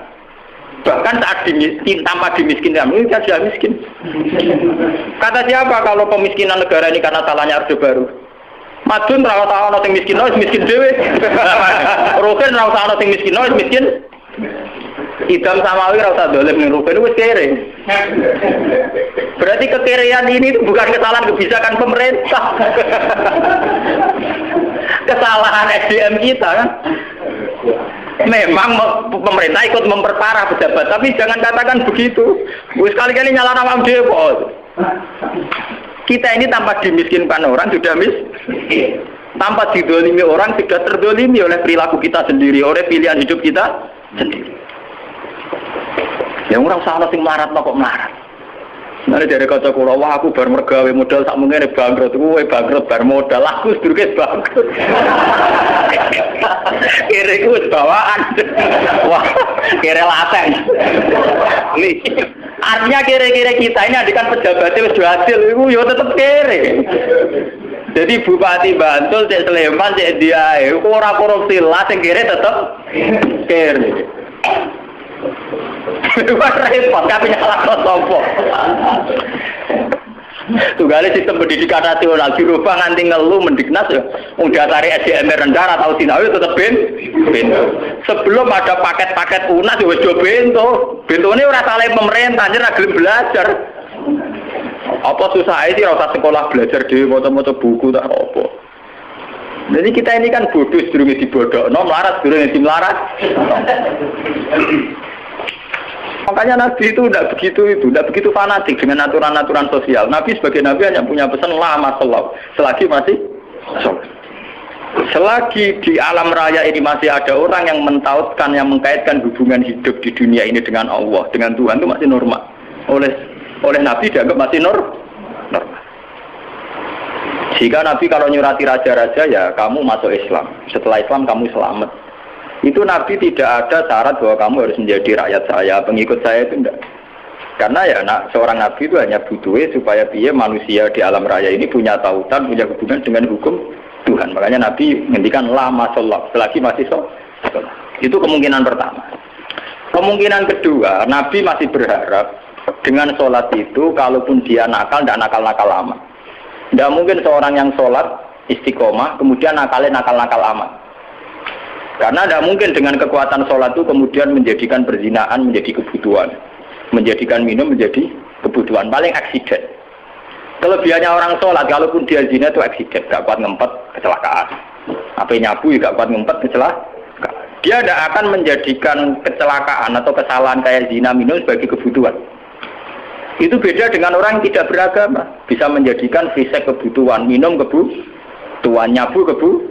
Kelebihannya agama adalah sebuah kesalahan itu hanya aksiden, kecelakaan, kepleset. Mulanya dalam bahasa tasawuf darani kepleset. Dia berkomitmen anti zina cuma karena sebagai manusia tahu kepleset zina. Dia anti narkoba, kepleset narkoba. Dia tetap anti kemungkaran sebagai manusia, kepleset di kemungkaran.